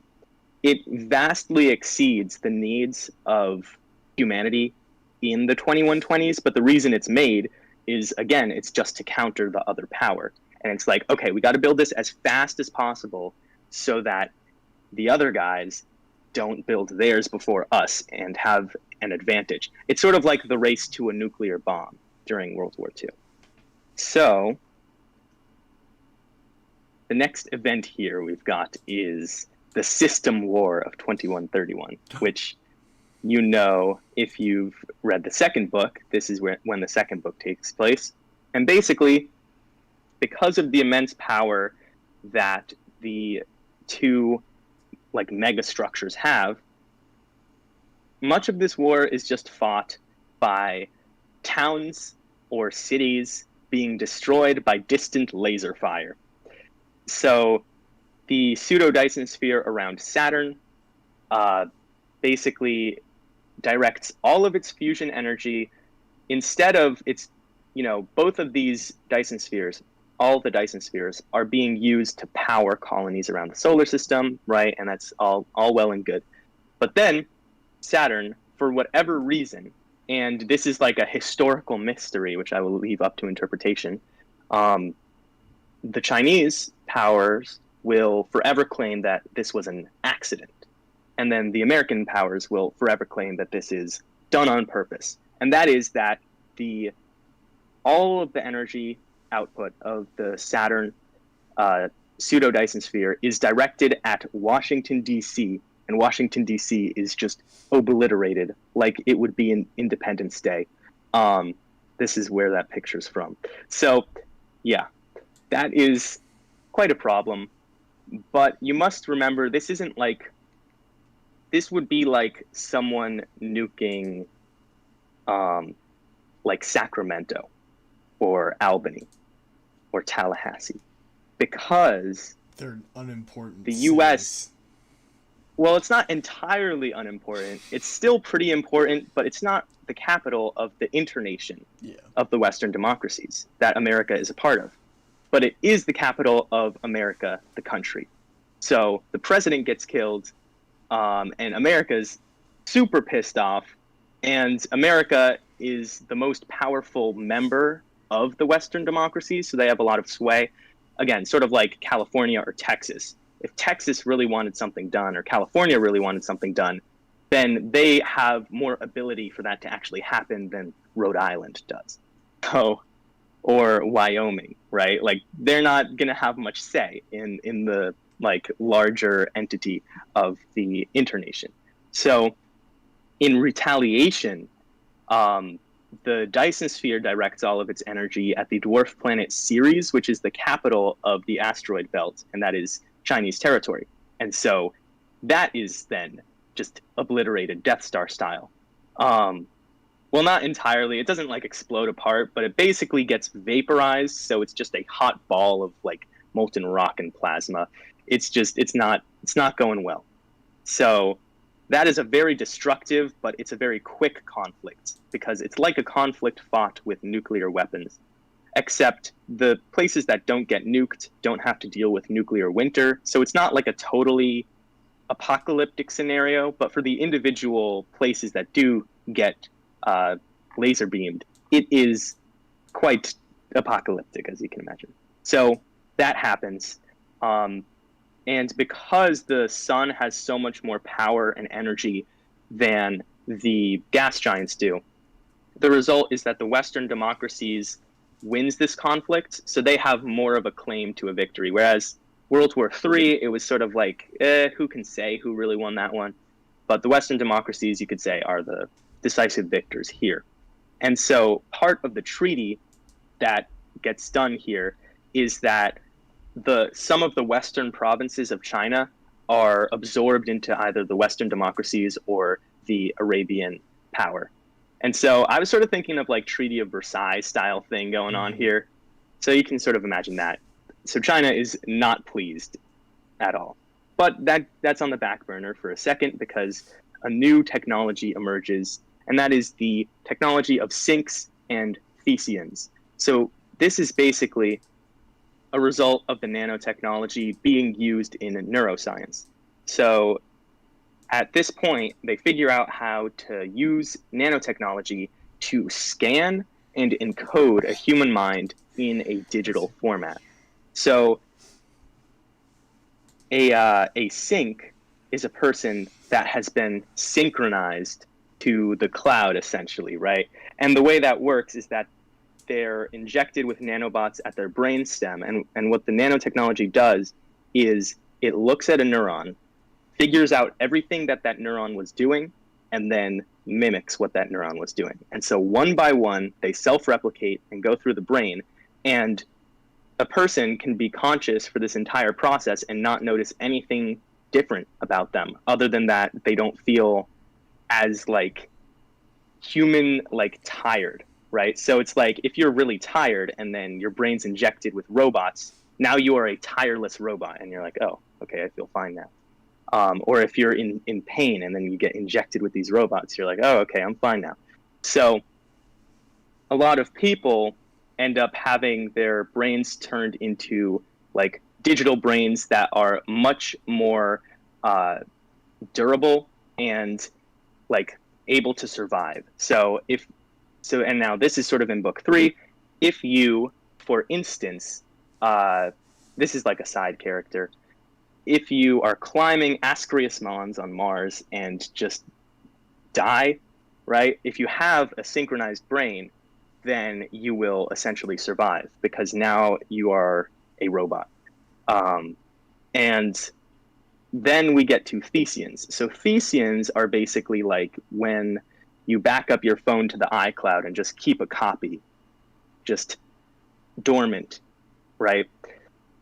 But what happens is that Theseans are typically created by mistake. So it's like someone accidentally woke up their backup copy. But the original purpose of having these backup copies is that if your synchronized nanobotic brain gets destroyed, you'll still be alive in this copy. And of course, that sort of stems from the Ship of Theseus paradox. Is this copy of you still you? That's a little bit of a philosophical question in this reality. But yeah, people, once they get really old and their bodies are no longer fit to keep them alive, they often like will decide to just make the switch to the digital or virtual life. This isn't as prevalent yet. I think it's about 5% of the population of this society at this point is like virtual people. But very quickly, as you can imagine, more and more of this society's population is going to become virtual people because anyone that dies is going to have the choice to not die by becoming a virtual person. And so over the course of a couple hundred years, eventually you're going to have all these people that would have died but are still alive because of technology, and they are now in virtual reality. And the way that virtual people should be treated is very up to like question. And that's a big sort of controversy in the 3rd book. It's like, what is a sync or a Thesean? Are they a citizen or are they just like an AI program? And yeah, it's sort of like an interesting philosophical question. It's like robot rights, but it's it's sort of augmented by the fact that all of these robots were once people themselves. And so it's like, what are they? You know, it's like, what am I? That's the eternal question of a Sync or a Thesean.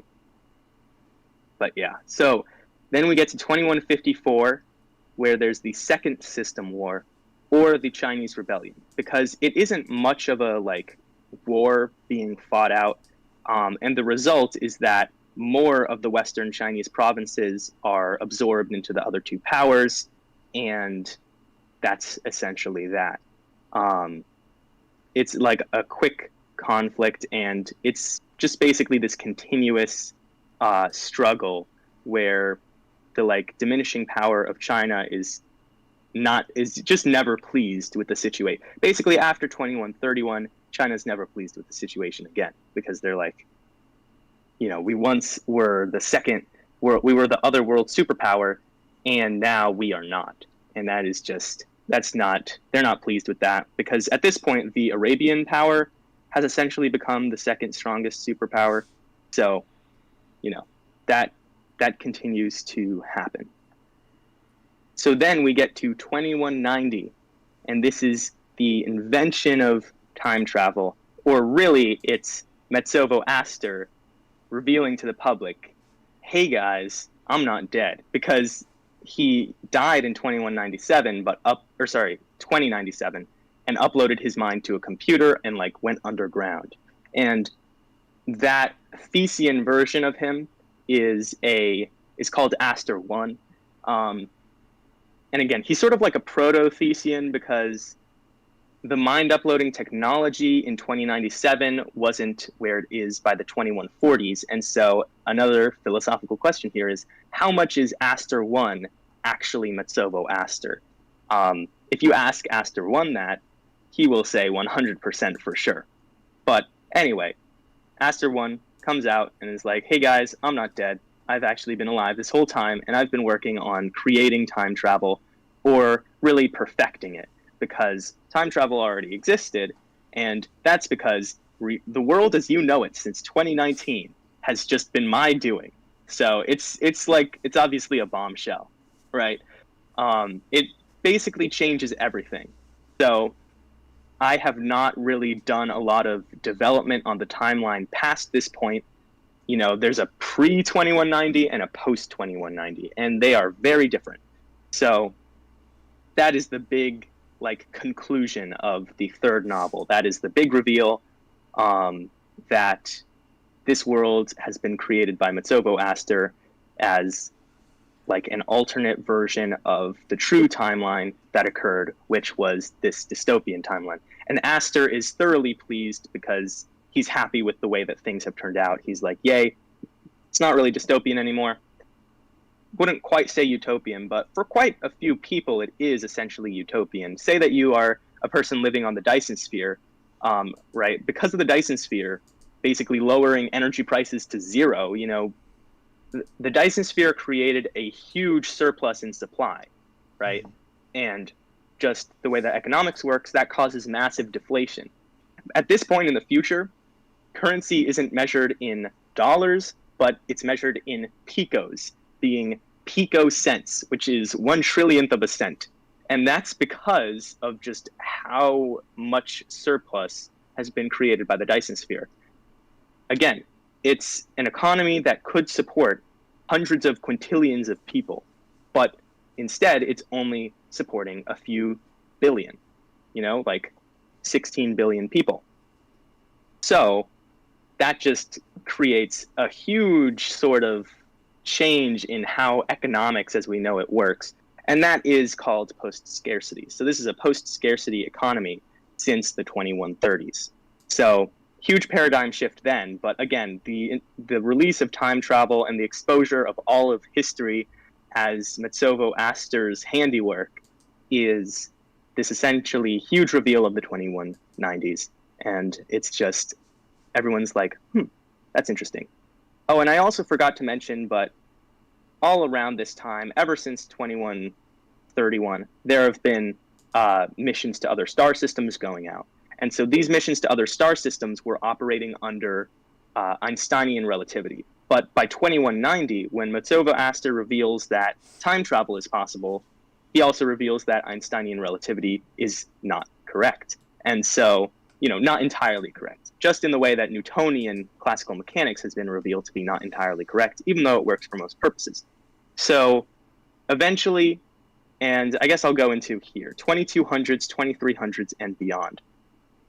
Eventually, they're going to figure out how to make hyperdrives using the time travel technology. They're going to figure out how to go faster than light through the manipulation of space-time, the same manipulation that is used to go back in time. Also, there's aliens, obviously. There's got to be aliens somewhere. My theory of aliens here is basically the concept of panspermia, which is that life did not start on Earth. So basically the theory goes, right? People think, oh, life must be so rare, like the proper conditions for life must be so rare. And so that has led to a confusion because we see many Earth-like planets, yet we don't see life. And so what ends up being true about reality is that the conditions to spawn life are very different from the conditions to support life. So the conditions to support life are a lot more forgiving, and life is able to adapt to many different planets. But the conditions to, create abiogenesis is very rare. And so what happened is long, long ago, you had a single planet that had an abiogenesis event and then promptly got kicked out of its star system and became a rogue planet. And now it's just been zipping through the galaxy, seeding the whole galaxy with life as it goes. So at this point, there's like 40 different planets with like original life. So 40 different like alien species. Only about 7 of them have gotten to the point of intelligence. Most of them are just eukaryotes going about their business. You got some animal life, some plant life, but you got 7 different species. And humans eventually meet their first intelligent aliens. And when they do, that's going to be another story. And it's going to be a pretty cool story, I think. It's going to be a first contact story. And it's going to be from the perspective of the aliens. So the aliens discover humans first, even though the aliens have less technology than humans. And I don't want to say too much, but there's a specific reason why. It's like this alien biology is slightly different than human biology because of the planet that they live on. They essentially have a sixth sense. They have a sense for like electricity. So like they can detect electricity. They can communicate using electricity. Now you think, well, that's not very special. We communicate using electricity, but it's part of their biology. It's not like a separate technology. And in fact, this aspect of their biology sort of limits their technology. You can't have a radio broadcast going out because that would essentially be like playing like just screeching on full audio to them, right? So they have to figure out different solutions to technology. And so when humans meet these aliens, it's going to be interesting.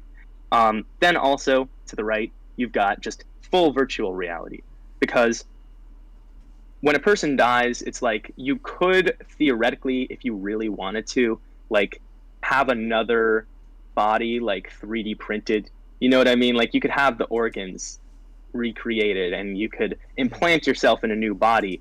But most people are like, why bother? There's virtual realities. Like it's basically VR chat. It's like living in VR chat, essentially. And so most people are pretty satisfied with that because, the only limit is their imagination, as that cliche. But, if they want to live in a palace made of gold, all they have to do is write up a few lines of code and they can. So that is just fundamentally shifts reality, and that is a slow change that occurs over time. But yes, that's everything in my timeline here. Very nice job, sir. That is very... Thank you. It's awesome. I love it. Yeah. And I'm adding more stuff every day. Like today I was thinking a lot about the climate of Earth, because there's a lot of different factors that come into play with like the sea level. The sea level, goes up, but then it goes down quite a bit because we export a ton of water to Mars to help them terraform their planet. So a lot of just interesting things to consider, and I love doing it. Yeah. So yeah, that's my timeline.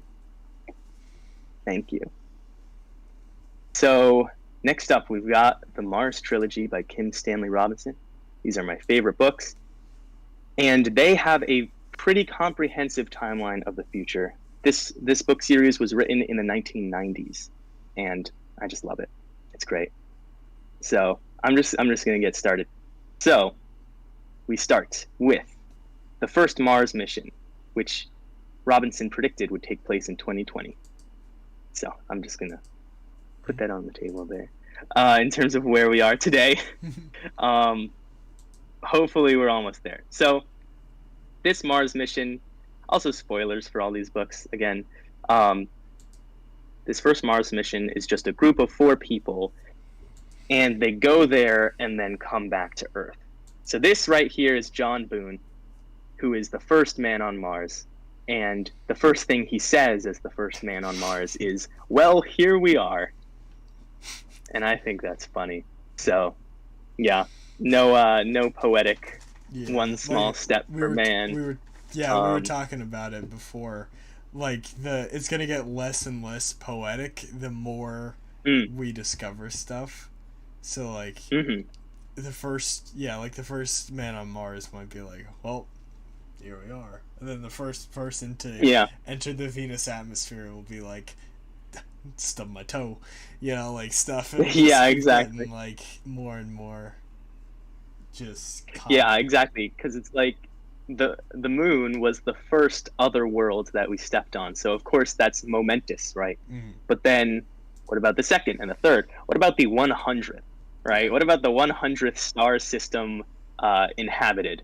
What's the first word's gonna be? It's probably gonna be like what's for dinner, something like that, you know what I mean? Just something completely mundane on, like, oh no, on Earth I left my oven on. Oh my gosh. But yeah, so that's what happens here. John Boone, he goes to Mars, then he comes back. And now a lot of this is just, it's great writing, because John has this frenemy who turns out to be mostly enemy, Frank Chalmers, and he's like a rival astronaut. And Frank, in his scheming, is like, okay, I'm gonna let John be the first person on Mars, because I know that this expeditionary Mars mission is going to be followed up by a permanent Mars mission, and I want to be on the permanent Mars mission to go there and stay. And he's like, if I went with John, or if I went in place of John on the first Mars mission, then I would end up having too much radiation. I would reach the radiation limit, the lifetime limit set by NASA, and I wouldn't be allowed to go again. So he's conniving, okay, I'm going to be the leader of the first permanent mission to Mars. I'd rather that. But then, right, it's 2026, and they're all training in Antarctica. It's going pretty well. They're like, okay, we're training, we're gonna be the first 100 people on Mars, and there's a selection committee that's being if you sneeze incorrectly, you're not going to Mars. They're just everyone's super tense in Antarctica, because they're like, oh, we don't want to be selected out. But, Frank is pretty happy. He's pretty sure he's going to be on Mars. He's going to be the leader of this Mars mission. And then John Boone shows up to Antarctica. He's like, hey, guys, how's it going? I'm gonna be on this mission, too. And Frank's like, no, how dare you? And officially, Frank is the leader of the American half of the mission, because it's basically, you've got the American half and the Russian half. So Frank's officially the leader of the American half, and this other character, Maya Toitovna, is officially the leader of the Russian half, but pretty much John Boone's their leader, unofficially. And so Frank is just never pleased, because also, while on board the 9-month mission on the Ares ship that we have here, Frank sort of has a bit of a love affair with Maya, but then Maya is just not into him very quickly, and instead goes to be with John. So you can imagine how absolutely pissed off Frank is, and that is just Frank's character for the rest of the story, just curse you, John Boone. But they're also friends. It's very weird. It's a very weird situation, and it just gets weirder, and you'll see why in a few slides. So mission takes 9 months to get to Mars. At first, they're unified. They're a group. They're we're all going to Mars, and they're all listening to mission control and stuff. But as the mission wears on, like this 9-month voyage through space, they start to realize, like, wait a minute, like, we can sort of do whatever we want, and everyone has different, like, desires for Mars. And this is the best exemplified by the character Arkady Bogdanov, who basically says, let's just stop listening to mission control. Why even bother? They have no ability to control us. Everyone else is mostly like, no, we're going to listen to mission control. But Arkady points out, they really don't have any power over us. And so that is sort of interesting. But yeah, so next, they land on Mars. And this is the early years in Underhill. Underhill is the first city on Mars that consists of these 100 inhabitants. And a lot of like supplies have been sent to Mars in preparation for their arrival. So they have a lot of stuff pre-made, but they also have to build a lot. And so, they do a lot of construction. This character right here is Nadia Chernyshevsky. She's the main construction person here. She's like the leader of just building habitats and stuff like that. She grew up in Siberia and built a ton of stuff there. And she's like, Mars is just like a more extreme Siberia in terms of the challenges that the construction project has here. And so, they're working on that. And there's a lot of just character drama here. Like, a lot of the characters just sort of have their different neuroses, and they all sort of get really angry at each other all the time. Like, Maya and Nadia are friends, but Maya is constantly like coming to Nadia like week after, day after day, pretty much in tears, just about like, oh, should I be with John or should I be with Frank? Like, oh, I can't decide. And it's like, and there's just a lot of relationship drama, and Nadia is just like, I don't care. I mean, she doesn't want to say that because Maya's her friend, but like, she's just thinking like, oh my God, if I have to hear Maya talk for another minute about like, oh, John saw her talking to Frank and and now he's mad at her. Nadia, like, it's really funny. Nadia's just like, I can't deal with this. And so eventually, Nadia decides to go on these expeditions that they're having to explore Mars, and it's just all very interesting. It's just a fun book to read. Like, it's really cool. So next, you have early terraformation efforts.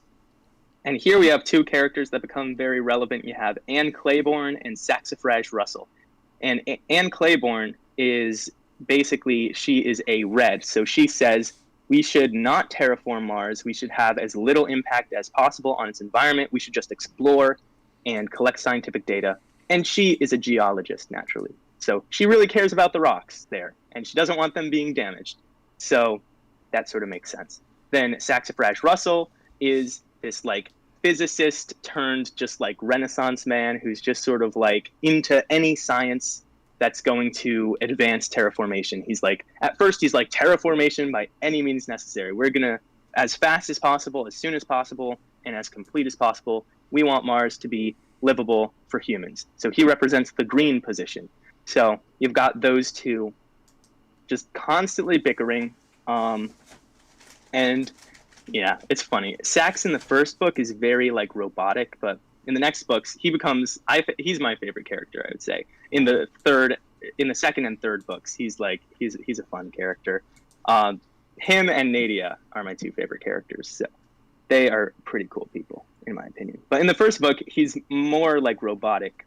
Like, he had a lot of character development, I would say. Like, going back and reading the first book recently, I was like, oh, wow. Because there's some events on Mars where, like, something really bad happens, like a catastrophe. And Sax is like, well, that's going to release a lot of heat into the atmosphere. So, and then everyone else around him's like, shut up, Sax. And that is a direct quote from the book. So, yeah, it's just, again, all these characters, they're just so funny. Like, their interactions with each other are just comical. But yeah, so you get these early terraformation efforts, like Sax has his factory mass produce these windmills that produce heat, so they convert wind into heat, and just has them scattered across the planet. And then the medical team is developing these GMO bacteria that are able to survive on Mars. And, everyone sort of generally leans in favor of terraformation. except for a few. So, yeah. All right. Next up, we have the Gerontological Treatment. And this is developed by the medical team that become the Acheron group. So this is sort of Mars is being developed and more people are coming to Mars and there are different cities on Mars. So it's like a whole planet, right? You know, there's like thousands of people there instead of just 100. And so the Acheron group, which is led by the members of the first 100, the medical team, in 2048, they developed this treatment that like repairs your DNA. I remember they said that it makes your like cellular age, it reverts it to 10 years old. So repairing just all the cellular damage and the senescence. And people are like, wait, how long can we live with this? That's a question for the rest of the book series, and it's sadly answered by the end. I mean, not sadly, but bittersweetly. It's about 200 years that you can survive with this, which is great, but it means at the end of the series, it's so sad. Like a lot of the characters, the members of the first 100 start dying at the ages of like 220, and you're like, okay, well, you know, they've lived long lives, but at the same time, it's like, no, I've just read about these characters for 1,800 pages. I cannot. It's too sad. I cannot handle it. So you got that Gerontological Treatment. So next up, we've got the Great Storm of 2049 and 2051. So this is just a globe-spanning dust storm as Mars is prone to fall into. And this is just an interesting time period. You've got John Boone just sort of going around the planet. Things are shifting, you know, tides are shifting on Mars. Different things are brewing. Like, it's not like the early days anymore, you know. It's not just a scientific station. People are starting to have, like, political ideas, you know, they're starting to have different desires for Mars, and it's like an interesting situation. At one point, John goes up to Phobos, the Phobos station that was set up by Arcady and his friends, and he talks to Arkady up there, and Arkady's like, you know, we gotta have a revolution, we gotta revolt. And John's like, that is not a good idea. That's not gonna end well. He was kind of right. But yeah, so just interesting. Tides are shifting. Next slide.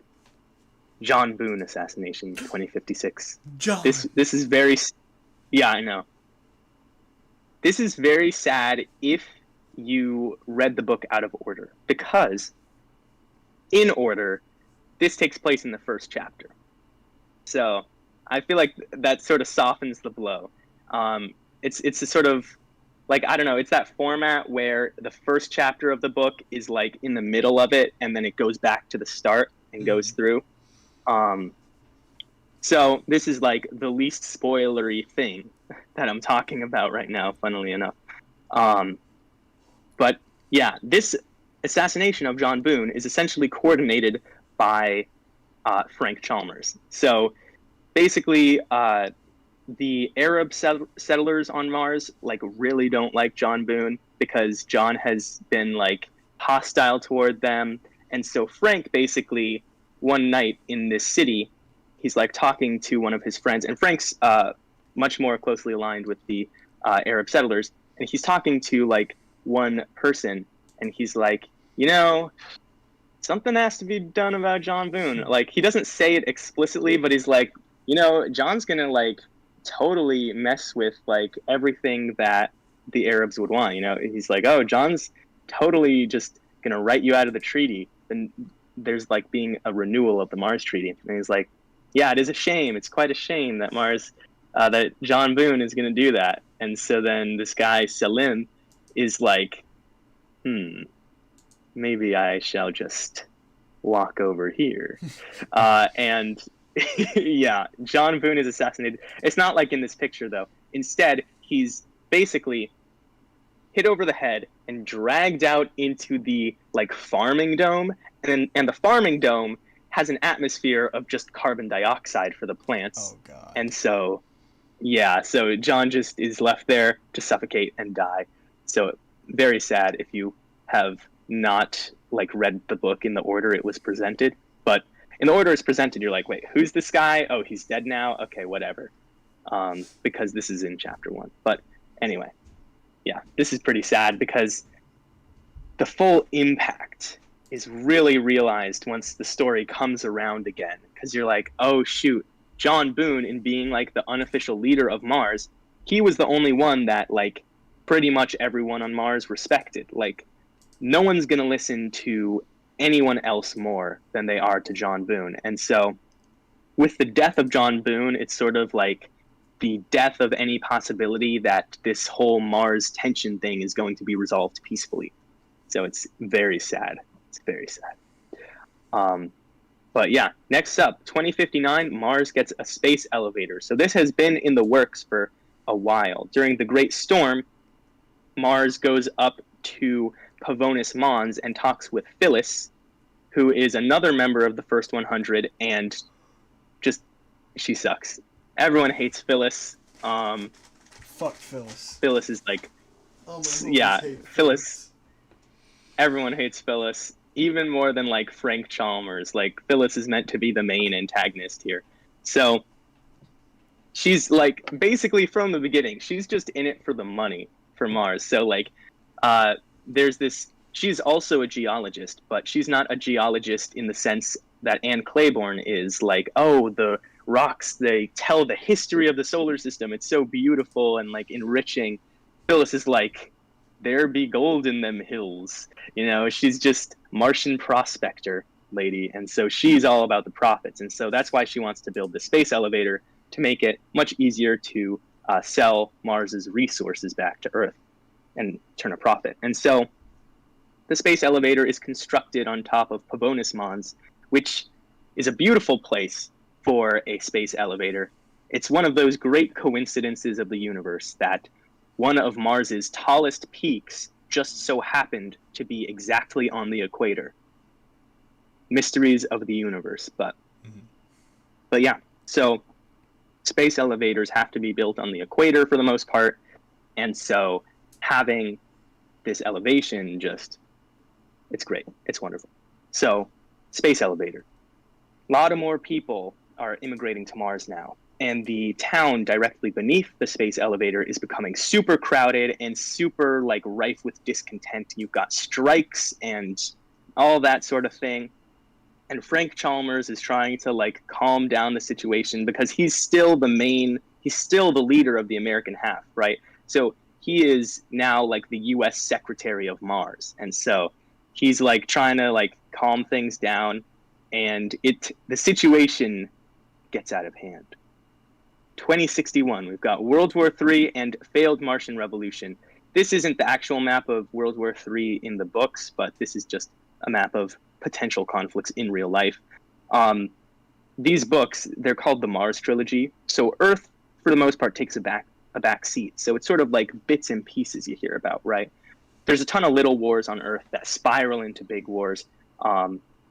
Just basically, Earth is dealing with overpopulation and climate change, and it is not going well. It becomes quite extreme.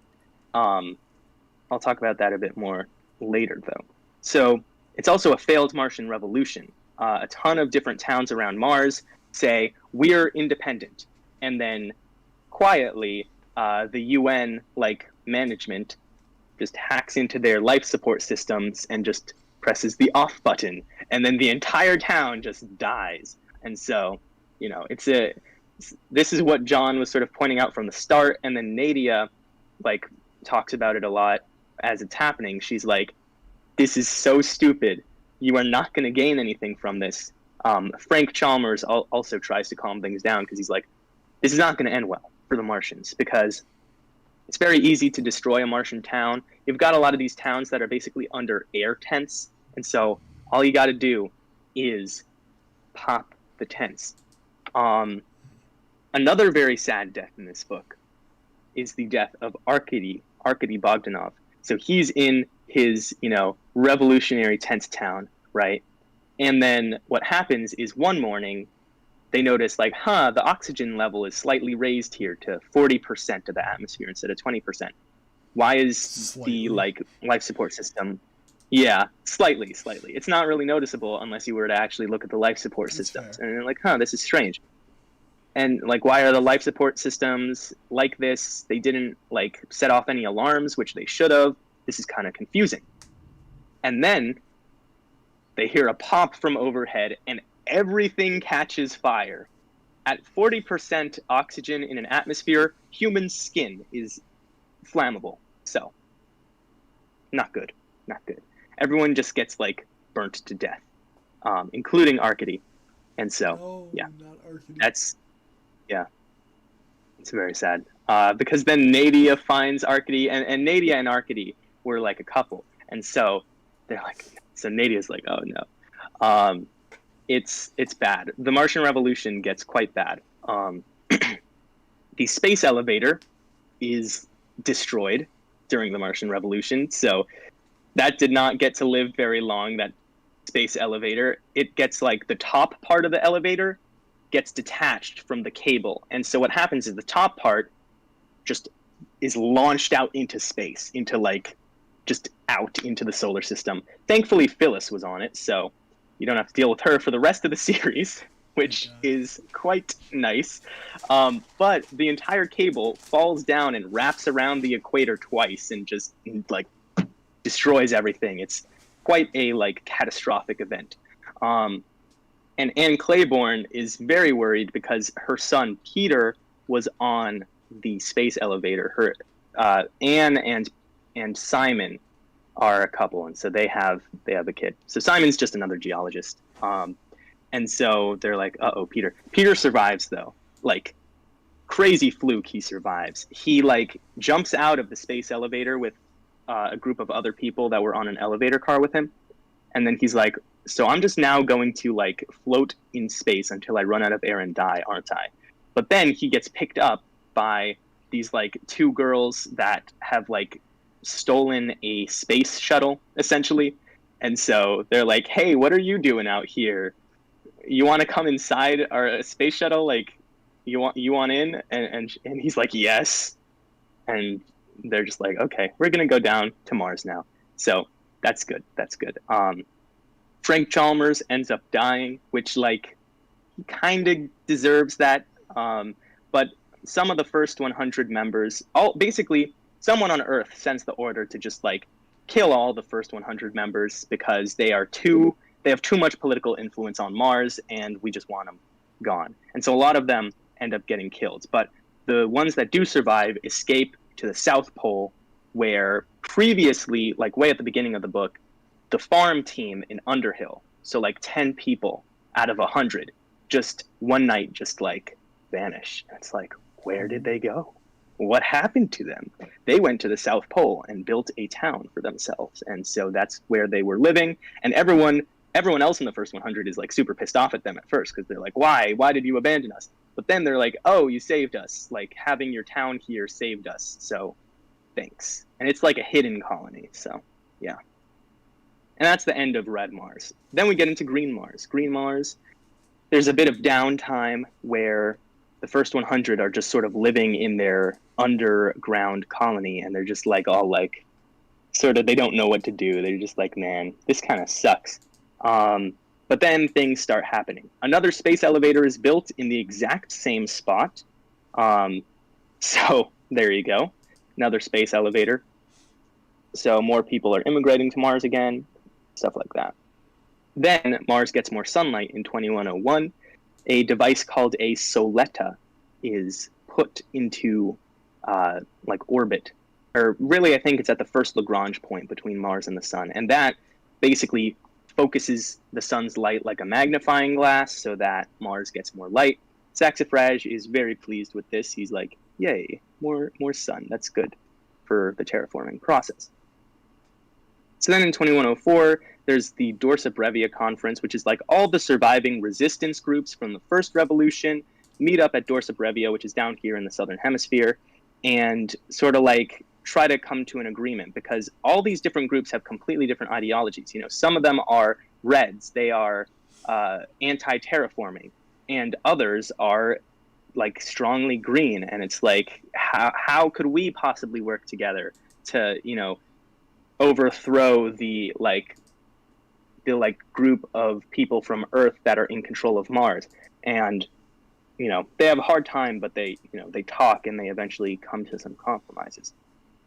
So then in 2127, the catalyst occurs for a successful Martian Revolution. And that catalyst is a giant chunk of Antarctica, just an entire, I forget how big they say it is, but it's region sized. This is not just a single iceberg. A whole ice shelf in Antarctica just slides into the sea and melts. And in a matter of a week, the sea levels rise by 7 meters. So that's a problem. That's quite a problem. Here we have a map of what that would look like on the eastern seaboard of America. My home would be 2 meters underwater in this scenario, and Sebastian would suddenly find himself having beachfront property, 5-minute walk away from the new coastline. So, yeah, that's not good. And just think of the amount of evacuations that would have to take place. I can't live in this house with the bottom floor flooded. I would have to go somewhere else. So Earth is quite preoccupied. So the people on Mars are like, oh, there's our chance. Let's just revolt. And all the people on Earth are like, oh, that's you heartless Martians. You're taking advantage of this situation. And then Mars is like, well, you have been controlling us with an iron fist for the last 60 years. So we don't want to hear you complain. So this Martian Revolution ends up succeeding because Earth has just too many problems to deal with to worry about holding on to control of Mars. So shortly after Mars succeeds, they have a Martian Constitutional Convention, which is pretty similar to the Dorsa Brevia Conference, and they hammer out the official constitution of Mars. And it's pretty interesting the way that their government works. One house of their legislature is what's known as a demarchy. So it's sort of like jury duty, except instead of being randomly selected to rule on a legal case, you are randomly selected to be in Congress for a year. Imagine that. Imagine that, getting a letter in the mail just being like, you're now representing, Florida's 15th district or whatever. And it's like, oh, okay. So I have to do that now. Also, Mars, basically the executive branch on Mars is a replication of the Swiss executive branch in real life. And this is just an interesting note about the author, is that he lived in Switzerland for 2 years. And so there's a lot of references to Switzerland in this book. And I just find that interesting. But yeah, there's basically a council of 7, and the council of 7 is acts as president. So you need 4 out of the 7 to do something, right? Although you do get one sort of chairperson that is in charge of the council, sort of, but they don't have any more power. It's just that when it comes to diplomacy, they're the head of state, right? Even though all 7 members of the council are officially equally powerful. And so Nadia Chernyshevsky becomes the first president of Mars. So that's pretty cool. But yeah, shortly after this, Mars essentially becomes entirely habitable. It's hard to say when exactly Mars becomes entirely habitable, because it's basically just over time, the amount of time you can survive without dying of exposure decreases or increases. You know what I mean? If you think about it, Mars is habitable right now for 30 seconds, right? Or you could say, well, no, that's BS. You can't say that Mars is habitable. You have to survive forever. Then I would say, well, Earth is uninhabitable. If you were to go out into the woods, you would probably die in a matter of a few weeks, months, depending on how good of a survivalist you are, right? So it's a sort of blurry line. When is Mars actually habitable? During the revolution in 2127, there's a tent town is about to be flooded by a dam has burst. And they're like, uh-oh, how do we get all these people out of this town? There's 200,000 people living here. What are we going to do? And they realize, oh, the Martian atmosphere has enough oxygen in it that if people wear a mask that just like basically filters out carbon dioxide, they can breathe the air. So there's enough oxygen to breathe. It's just there's too much carbon dioxide, which is poisonous. So all they really need to do, they don't need tanks on their backs, you know, they don't need a full suit. They just need like a heavy winter coat and a like filtration system, which is just like a mask basically. So, and then they just walk to another station and have their emergency evacuation. So all that needs to happen over the course of the next few years, you know, more and more carbon dioxide is scrubbed out of the Martian atmosphere until it is just entirely habitable. You've got the Northern Ocean that rings the planet. You've also got a Southern Sea, the Hellas Sea. They create a giant canal between them. Mars is it's vibing. It's fun. Mm-hmm. It's cool. It's a cool place to be. And this is Blue Mars at this point. Mm-hmm. This is the book, the third book.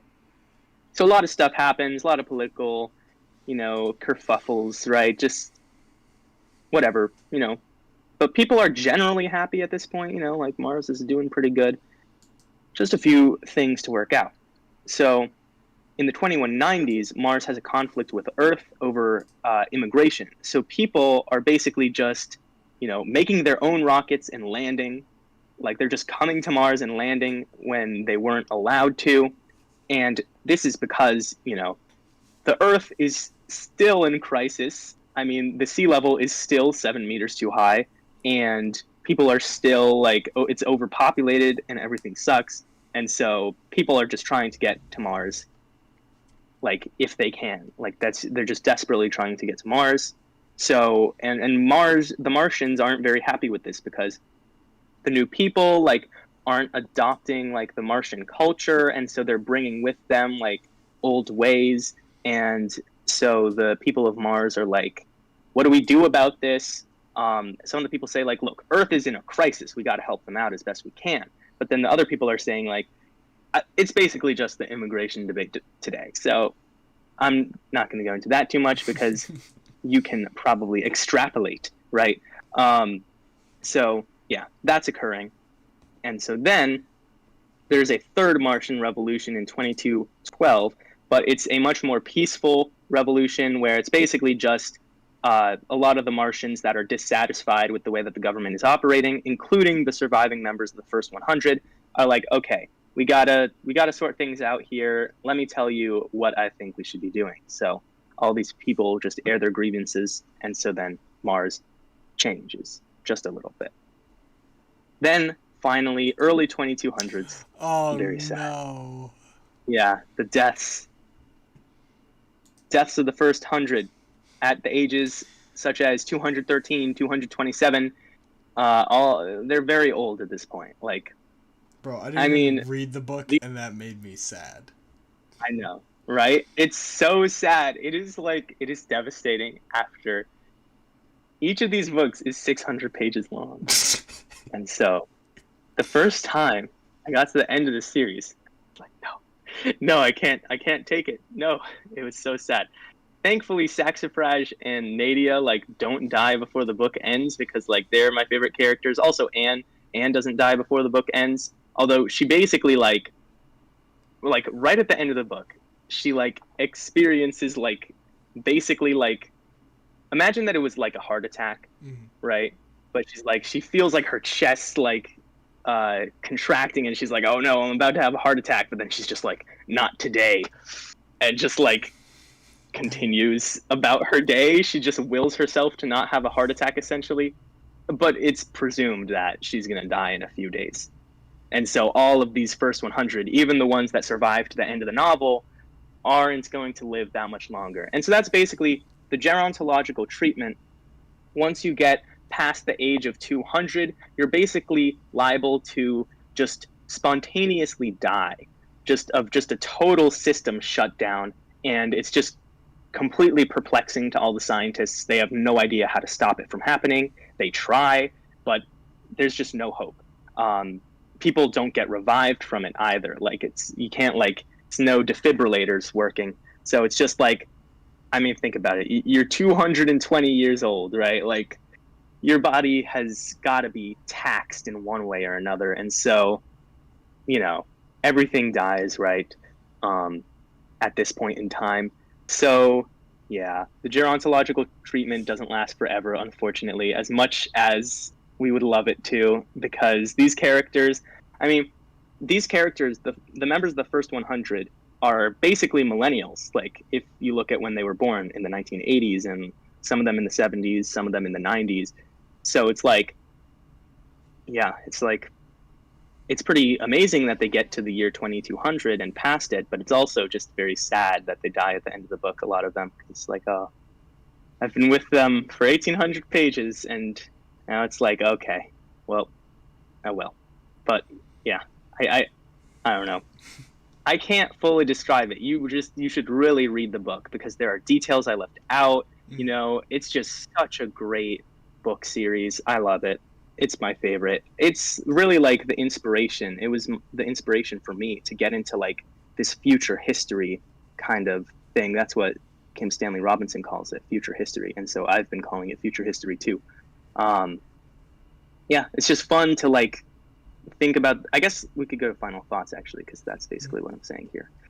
It's fun to hypothesize about the future, and if not make an accurate prediction, at least make something that's like plausible. I think that's sort of the important work of a like sci-fi author, is like, at least one that's going to make like a hard sci-fi, right? Is that like something that's going to take place in the future, it should be like somewhat plausible. You know what I mean? And I think that like all three of these timelines have achieved that. I mean, I would hope my timeline has achieved that. I hope that people don't say like, oh, that's ridiculous, that can never happen. But obviously, it's not like it's going to happen, because no one can really predict the future.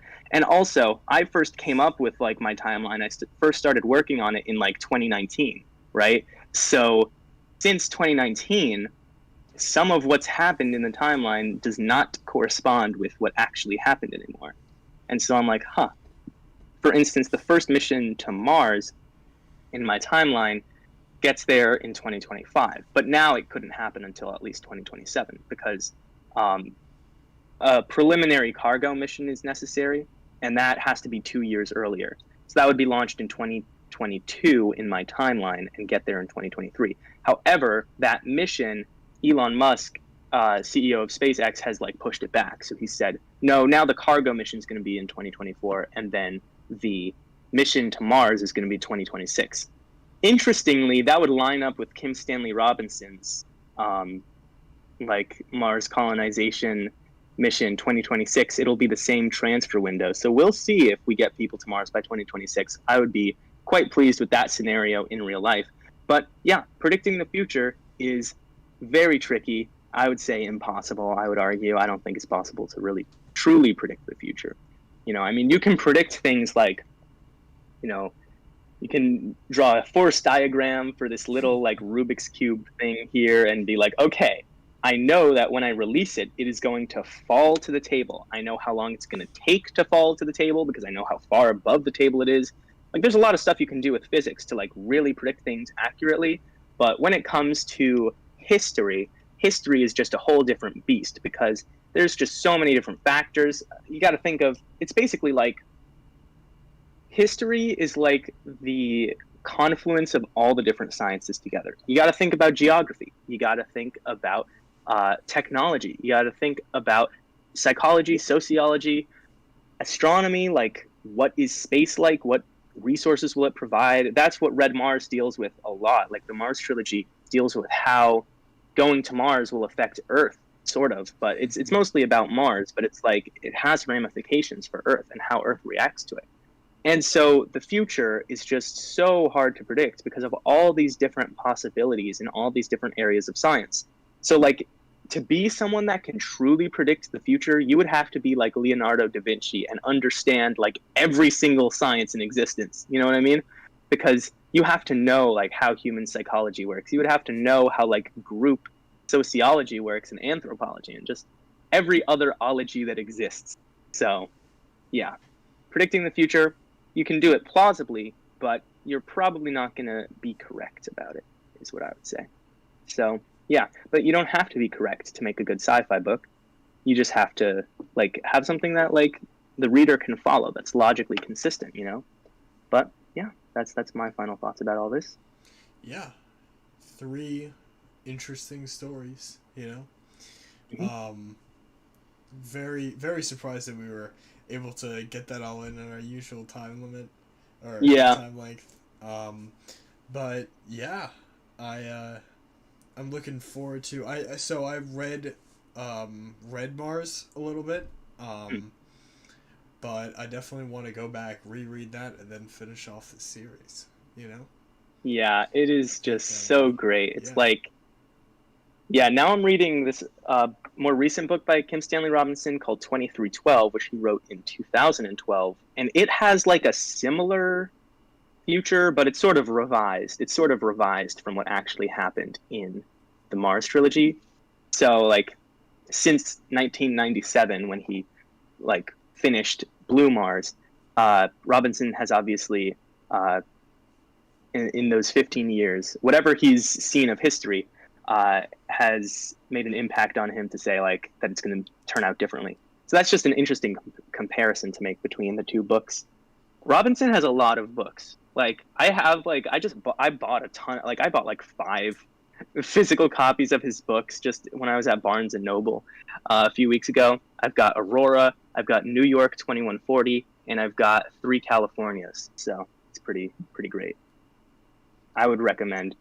Best sci-fi author that's currently living. Damn. He's just great. So yeah, go check it out. Don't be so hard on yourself. Oh yeah. Well, I'll admit I cannot stand up to Kim Stanley Robinson quite yet. But so yeah, that's just about it. Yep. So thank you guys all for watching. I hope that you enjoyed this episode. I hope that we've like given you a good recommendation of like a book to read. Another recommendation I'll just throw in. It's kind of unrelated, but Jurassic Park, the book, is very good. So you should read that if you haven't read that. Michael Crichton. But yeah, do you have any other recommendations, Sebastian? Oh, of course, Dune, right? Dune. Dune's great. So you should go read that ahead of the movie, I would say. Read the book before the movie. Mm-hmm. I bet the movie's going to be great. I expect, but you know, it's always a good idea to read the book. Yeah, it's so weird that Red Mars doesn't have a book or a movie. Sorry, like I find that so strange. You know, like I feel like it's maybe not movie, but like TV series. I think it would be a good TV series, like the way that it's structured, and it has so much in it, like Netflix adaptation. Maybe we don't want a Netflix adaptation. Those don't tend to go very well. So maybe it's best if it's left as a book. But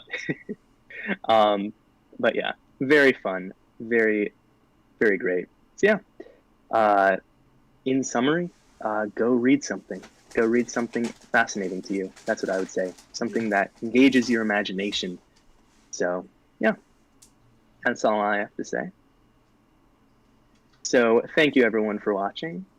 And thank you, Sebastian, for being my co-host as always. And thank you to our live audience in the background there. Pluto. Max, I don't know if you can hear me, but... Why? For being our live audience. Oh, I heard nothing you said. Yeah. I'm going to be so real with you. Okay. Yeah, because you have the headphones on. That is... I'm just here, because I don't want to be elsewhere. But... Yeah, what were you guys talking about? that's fine. Us. Probably. Yeah, you've been a guest before, so sort of a guest this time, you know, non-speaking role. But yeah, so thank you everyone for watching, and we'll see you all next week. Bye-bye. Bye.